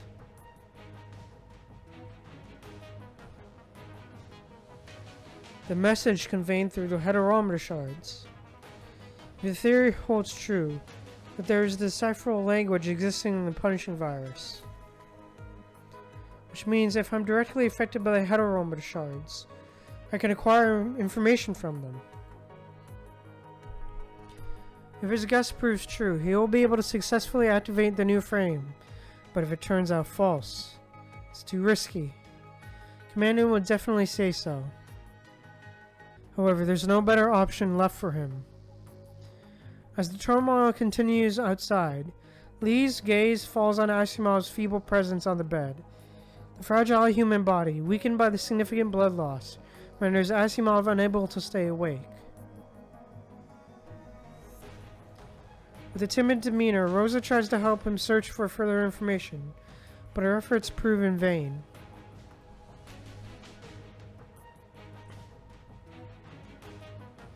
The relentless ticking of the clock echoes through the room, each passing moment magnifying the urgency of the situation. Time is running out. If a solution is not found before the radiation of that tower engulfs Babylonia once again. After meticulously organizing the storage devices and paper documents that clutter a desktop, Lee switches off the glowing screen. Rosa, stay here and take care of Asimov. Don't let anyone else come in. Okay. Lee takes Asimov's work badge, his face looking calm and determined. I hope you didn't secure that thing using a password only you know. Don't make me forcibly wake up a heavily wounded man. After ensuring the door is secretly locked against frenzied researchers, Lee quickly makes his way toward another lab within the Science Council.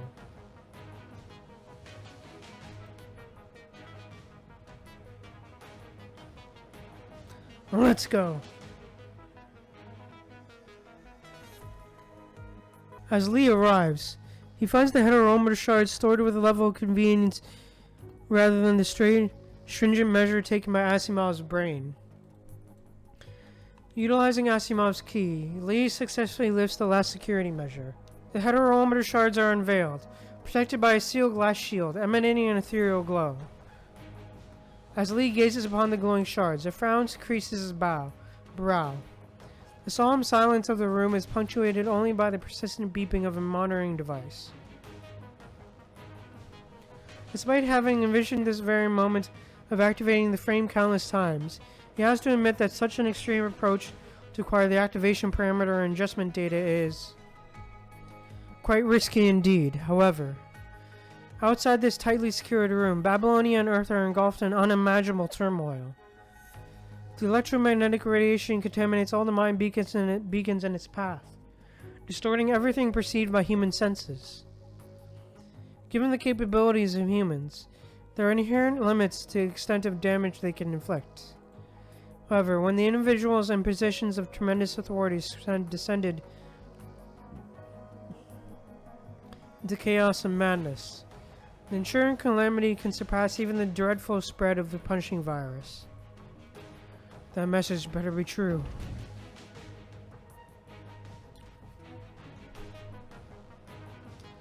Lee lifts the shield in a resolute manner.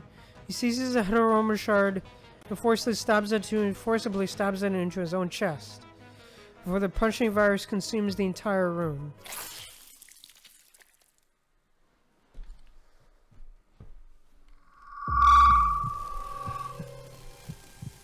Oh shit.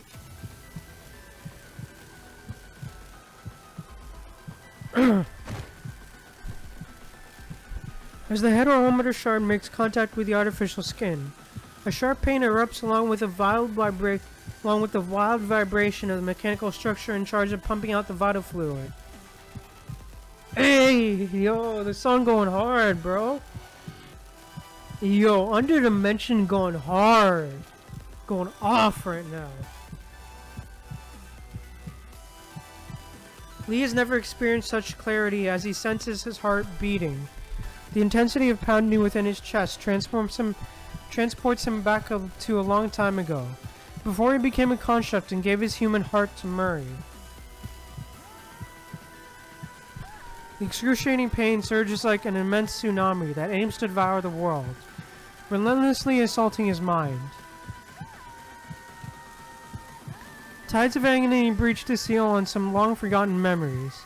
Time traverses back along the flow of the vital fluid, ruthlessly gushing into the spot where the heterometer shard has pierced. Twisted light, darkness, and peculiar colors formed a succession of anomalous images, violently brushing Lee's every slender nerve. A burning sensation, as delicate as pinpricks, permeates every inch of his frame.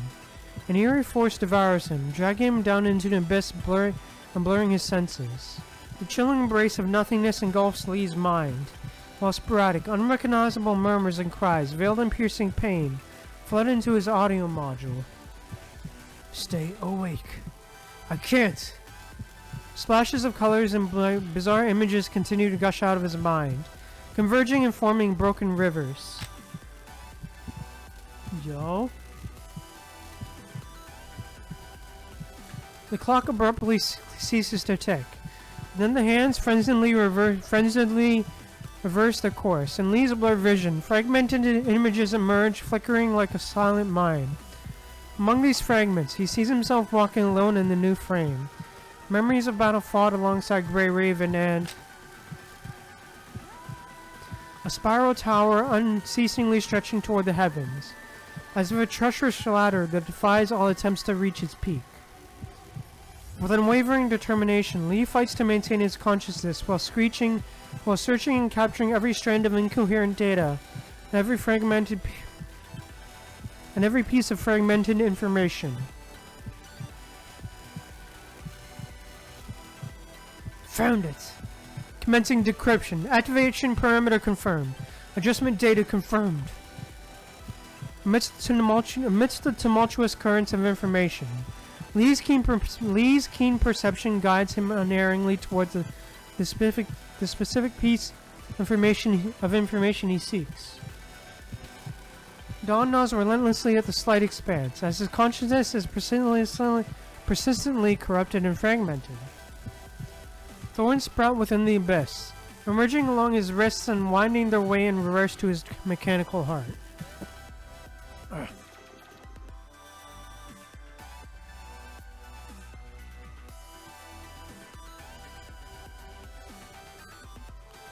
Lee's dilated pupils bear witness to the profound pain he has just endured. With each heavy breath he draws, the chilling air fills his body. The blue vital fluid seeps through his fingers, carrying with it a faint metallic scent that permeates the air. This is the first time he has been this close to the verge of death. Hearing its desperate cries, his body trembles involuntarily, suggesting that his nerves are still entangled within the depths of the void, from which he narrowly escaped. Yo, that art? Holy crap.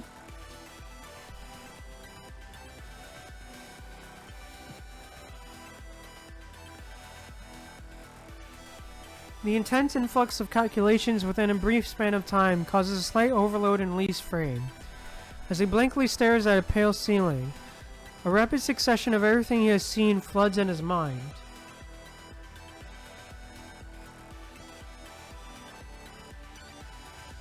Do these memories truly exist?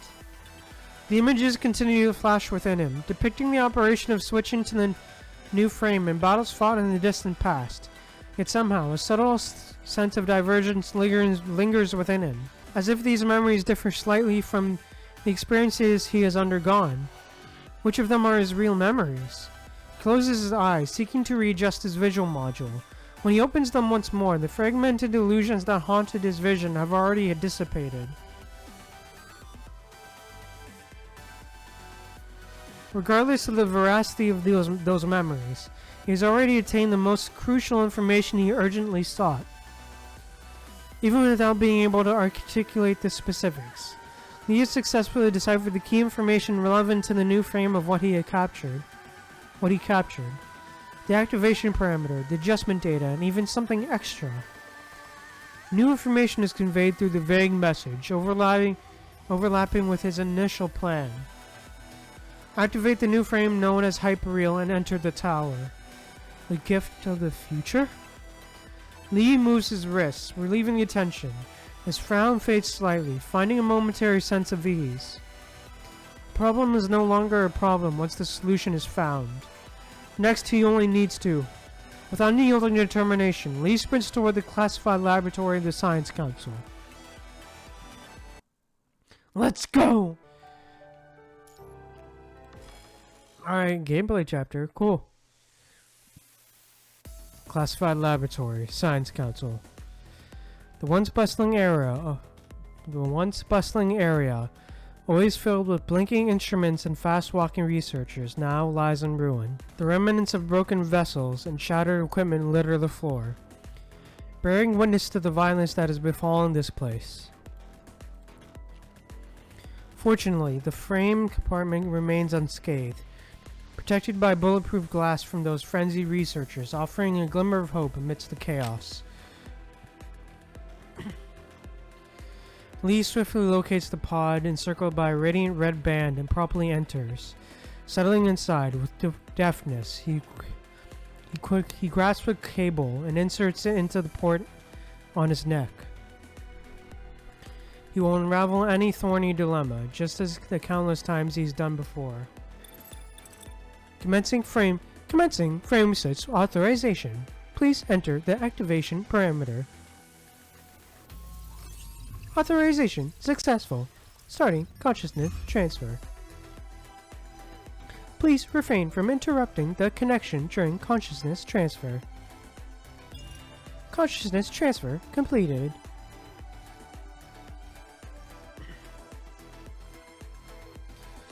Alongside the suffocating discomfort that threatens to engulf his body, peculiar lights flash before his eyes. Luminance intertwines with darkness in a fanatic dance. Despair and pain seep out from the depths of his mind, as twisted towers swiftly rise and collapse. Oh damn. Oh damn, multi-Lee? Jeez. Time ceases to be a mere concept measured by the hands of a clock. transforming into images that endlessly replay in front of him.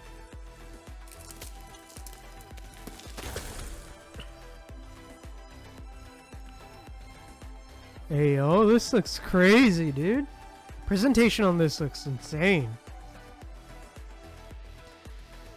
His thoughts insidiously begin to venture into the realm of the unknown. Guided by an otherworldly force, he ascends along a web woven with the fabric of time and space. However, an invisible hand mercilessly yanks him down each time he nears the summit.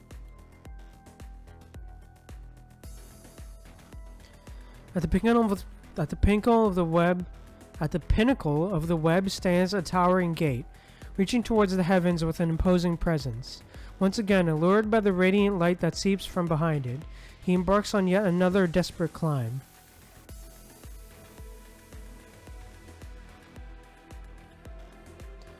Here, time takes on a different essence, where a fleeting moment stretches into a lifetime. He has endured endless loops of existence, witnessing countless sunrises and sunsets.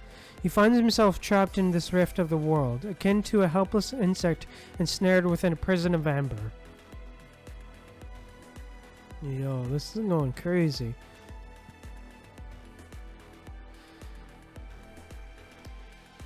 He sees the annihilation and rebirth of everything he once knew.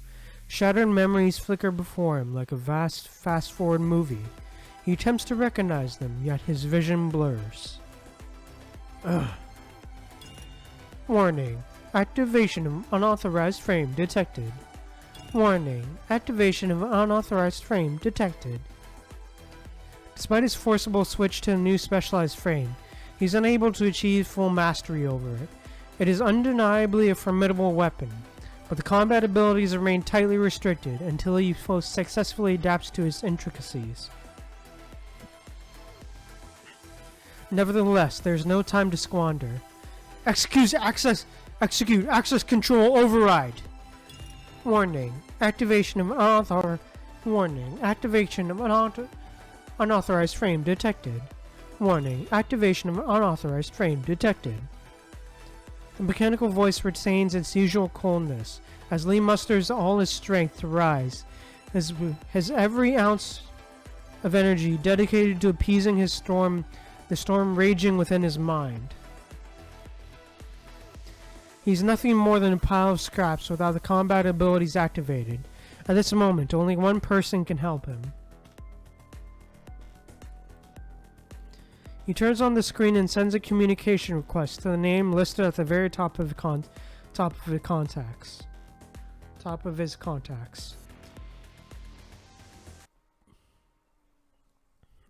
Let's go! Earth, 6:30 p.m. Enshrouded by a crimson mist, the ruins emanate a putrid stench.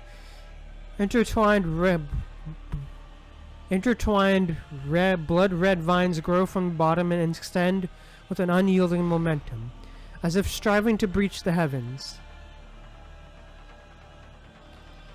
The solemn tower resembles an immense eye that emerges from the earth, leaving nothing to evade its watchful scrutiny. The resounding echo of rushing footsteps shatters the oppressive silence, as countless bright red dots silently light up the surrounding darkness.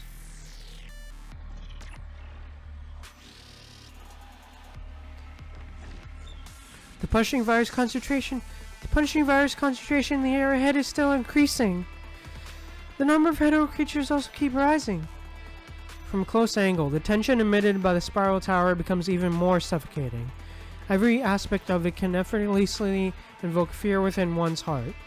Whether the towering height or an incessantly increasing virus concentration displayed on the screen. The sensation of unease intensifies with each step taken towards it. A strange tower rising out of the blue, unknown electron radiation, severed communication, crazed teammates, rampaging hetero creatures. As your mind grapples with the potential challenges arising from the situation, Lucia, who has gone ahead to scout, returns to deliver her report. The punishing virus concentration ahead has exceeded the safety threshold of the protective suit. Commandant, it is no longer safe to press on. Liv, have you picked up any comm signal? The device is functioning normally, but I'm unable to establish a connection to Babylonia's comms channel for some reason. The interrupted call with Mr. Asimov might be caused by... She stops talking, reluctant to continue. The severed connection of Babylonia's communication channel suggests a situation that may already be spiraling beyond control there. If it was not Babylonia, it could be Science Council or Asimov. Either way, it seems that something terrible is lying in wait. Are there any signals from any other nodes? I haven't picked up any yet. With a grim expression, Liv solemnly shakes her head.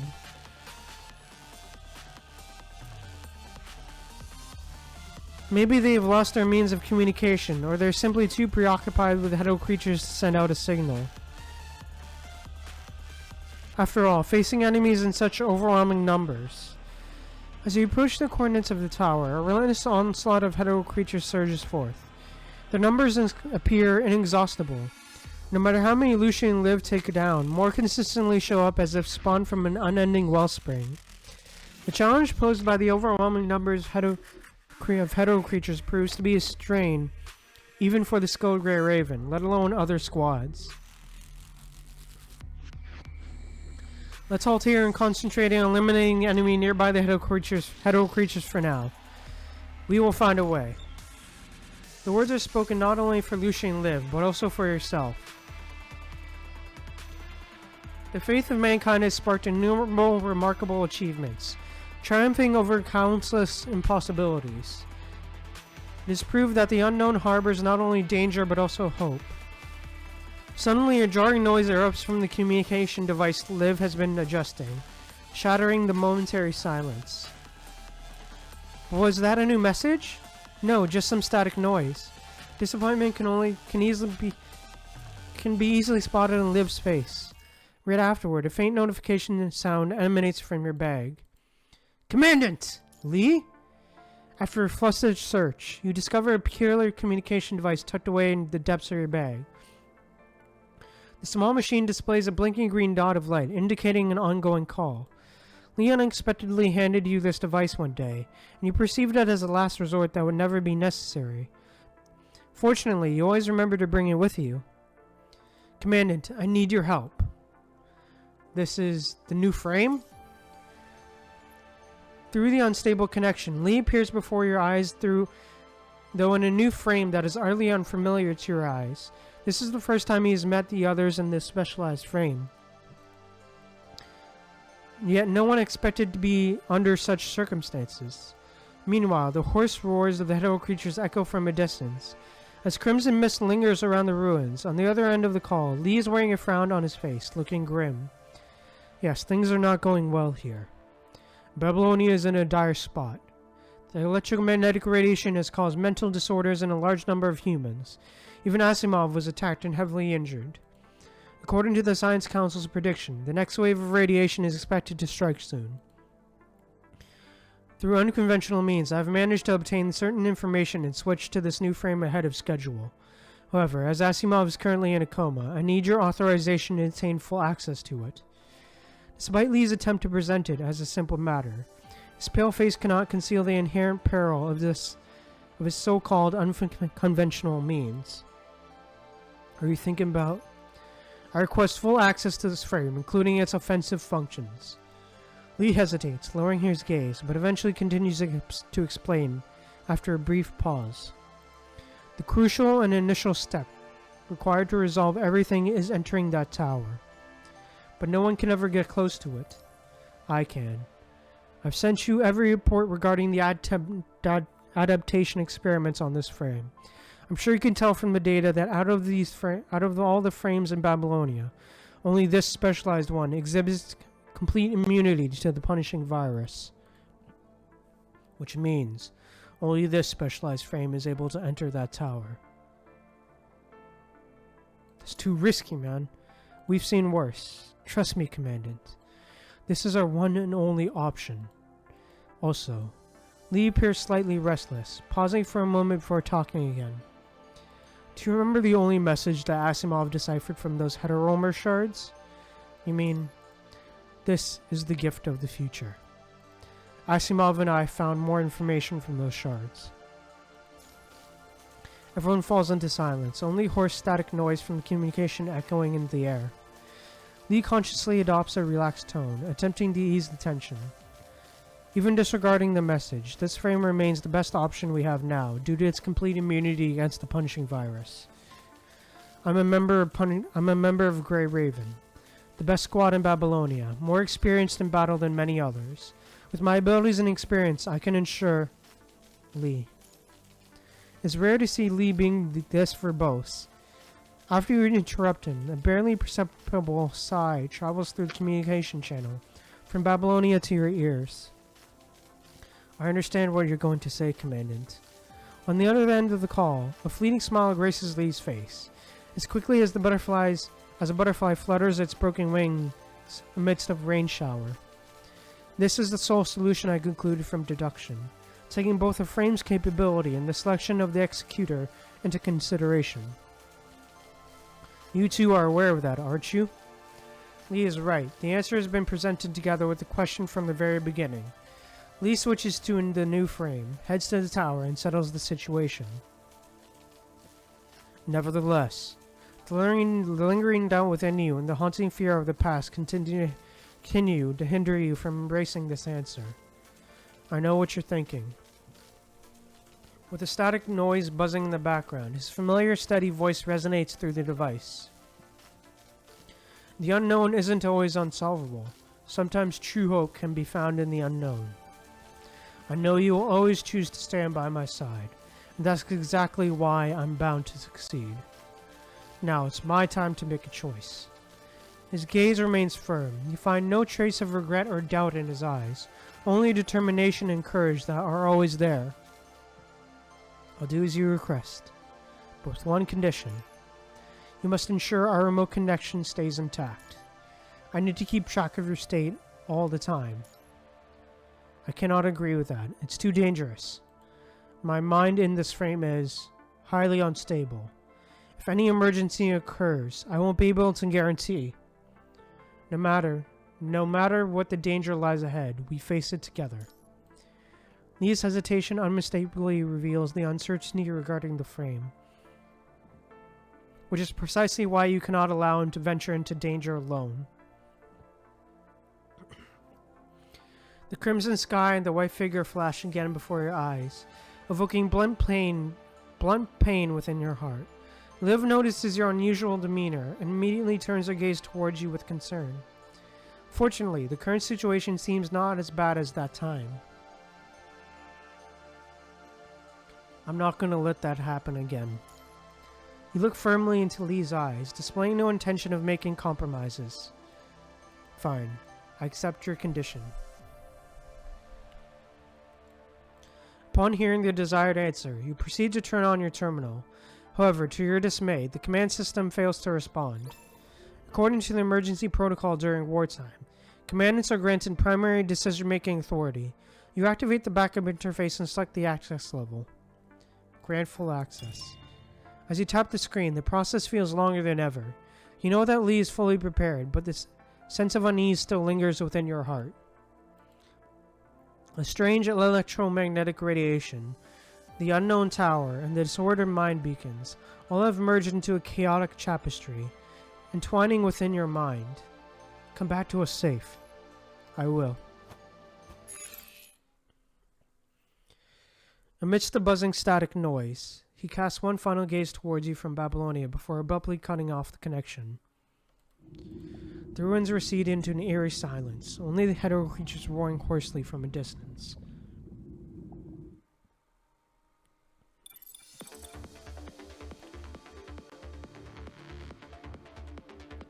Let's go. Commandant, authorization confirmed. Verification successful. Full access controls granted. With the authorization confirmed, Lee remains standing in front of the screen, his eyes reflecting lines of code that flash by in rapid succession. Functions enabled. Data test passed. Access to weapons granted. With the frame operating at full speed, the excruciating pain caused by mind overload begins to subside. Time and space regain clarity in his sight as the Omega weapon system is activated. Suddenly, the space around him loses all traces of color, and time becomes fixated on a singular moment. Some figures appear beside him, only to crumble to the ground as if struck by an unseen force. That peculiar vision has only lasted for a brief moment. Once Lee recalibrates his visual module, it never occurs again. The test machine is beeping. The full power simulation test for the Omega weapon has been completed, with all readings showing normal results. However, there is no time for Lee to dwell on that peculiar sight. He quickly runs a test on all the other modules, and after confirming their functionality, rushes out of the laboratory. They got here faster than I expected. The Science Council's gate can defend itself against those fragile scientists, but not constructs that are built for combat. Hey yo, this goes hard! Yo, this is going hard, man! A group of constructs in battle mode have already assembled at the laboratory door, showing distinctly abnormal behavior. Among them, Lee recognizes the member of the task force who fought alongside him at the seashore, as well as a squad of constructs affiliated with the control court.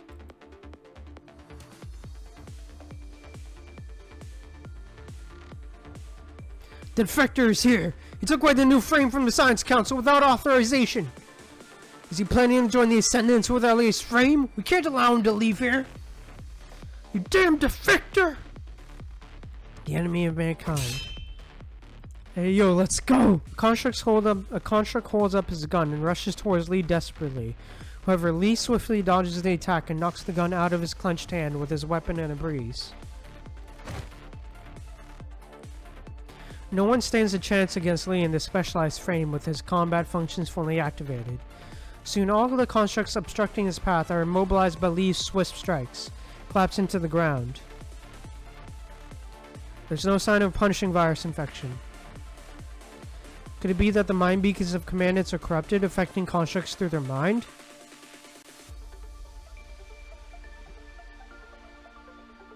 This doesn't sound good, but I have a more pressing matter to deal with.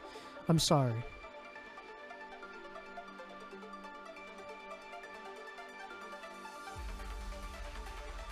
After a brief glance back at the sealed gate of the Science Council, he opens the map of the lower hangar and strides forth. He needs a transport craft. One that can take him to the surface, the root of this madness. Hey yo, let's go! Simulation complete. Commandant, we're going to win this fight.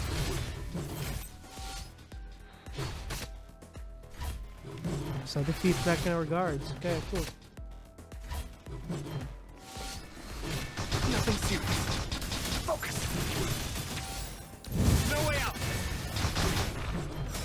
Don't think you can escape my sight. No way out. Time is under my control. Let's go. Don't think you can escape my... No way out. Your chance of survival has been reduced. Thanks. These things are so annoying. We have more mechanoids to get rid of over there. Have we locked down the hangar? All done. Nobody can get in that route now. Do you lock down the route to the hangar? What's going on there? Do you not receive the notice?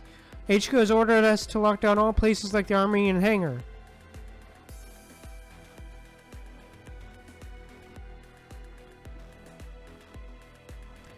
Given this situation, they are concerned that someone may take weapons or aircraft with force. Wait, what are you going to do going to the... What are you going to... Wait, what are you going to the hangar for? I need to go to the surface. There's an urgent mission. At this point in time? Gosh, Graven sure works hard. Nothing serious. Focus. At this point of time?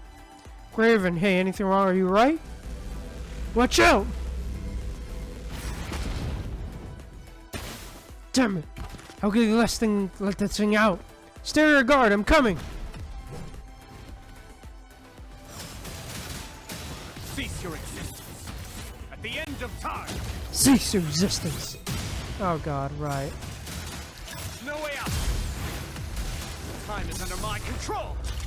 Don't think you can escape my sight. Are you from Grey Raven? I'm praying from Mantis. I'm from praying Mantis. The name's Crow. What are you doing here? All constructs that are still normal are already on standby. You're not out of your mind, are you? No, I'm on an urgent mission. The HQ just ordered all normal constructs to be on standby for combat. There shouldn't be any urgent mission. I'm as normal as can be, but I don't have time to explain my mission in more detail. Alright, I trust you. Haywire constructs won't have such good logic. Babylonia is a mess now. There are 2 routes to the hangar, but both have been locked down. The only possible way is to jump down from Dominic Memorial Park. According to the map, you can enter the hangar from there. You should be able to find some transport crafts with sufficient energy left. Thanks. You're welcome. My mission is to clear up an area nearby, so I'll go with you.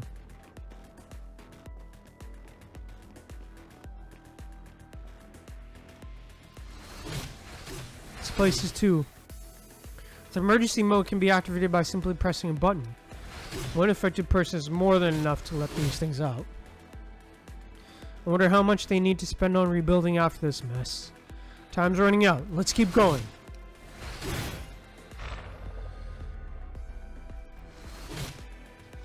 Oh shit. Watch out! The gravity is Nothing serious. Focus. out of control. You okay? The gravity system was shut down? What happened to the control center? Lucky I had a gravity field generator installed for moon missions. At least the mechanoids won't be able to reach us. Wait, look up! Deporter R, looks like the drone hangar is open. It's too fast.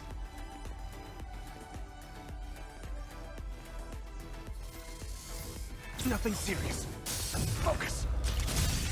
No way out.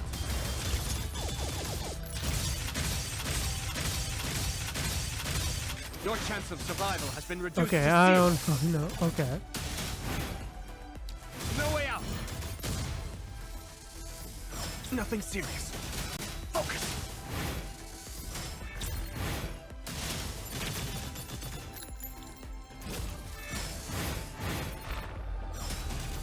No way out.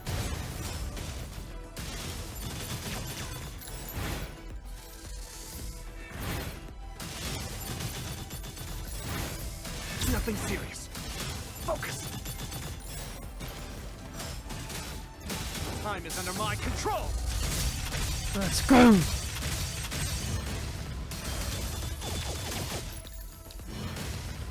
Your chance of survival has been reduced to 0. Commander, the gravity system from Dominic Memorial Park was shut down. A lot of constructs are caught up in zero gravity. We require assistance. No, Crow. Commandant, I can't hear you. Having trouble contacting your commandant? I have no idea. Maybe he hung up or something else happened. I can only hear noises. This is weird. Is there any interference?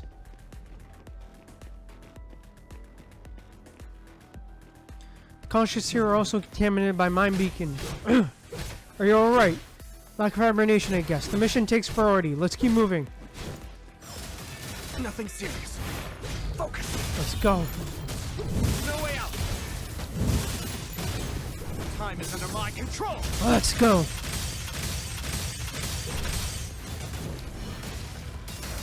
No way out. The hangar is just down below. Time is running out. I've got to go. Thanks for your help, Crow. Hey, let's go. Crow? You're also contaminated. Others, watch out! Oh shit. No plan to cease your existence. At the end of time. Time is under my control. Don't think you can escape my sight. Your chance of survival has been reduced to 0. Damn. Rip Crow, bro. Now's not the time to relax yet, Commandant. F Crow, man.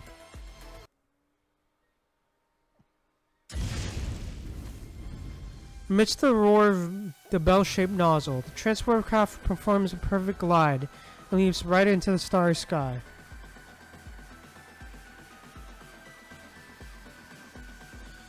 For constructs, this level of acceleration is merely no impact. As Lee pulls the lever, the Mach number on the control screen rises rapidly.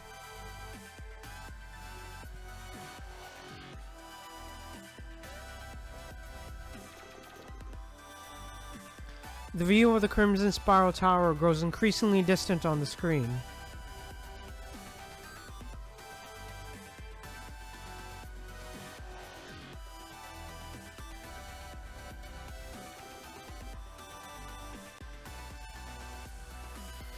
Surrounded by rampantly stretching vines, the contorted tower thrusts into clouds like a thorn growing out of the earth, striving to breach the heavens. By its mere presence, it poses an unprecedented threat.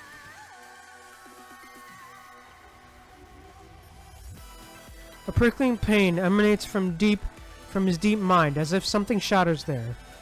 Strangely, he senses that this is not the first time he stayed there, overlooking that heterometer tower from this angle. The answer should be lying right there. Feeling a stable connection in his deep mind, Lee quickly gathers his thoughts and sets the landing spot. Then he lunges at the tower with no hesitation. Let's go! Let's go, Lee! Let's go! I think I'm gonna end stream now. Thank you guys so much for being here, you know, sticking around. Listening to me read with you guys through story. Thank you for enjoying the story with me as well. Really appreciate you guys for being here. And yeah.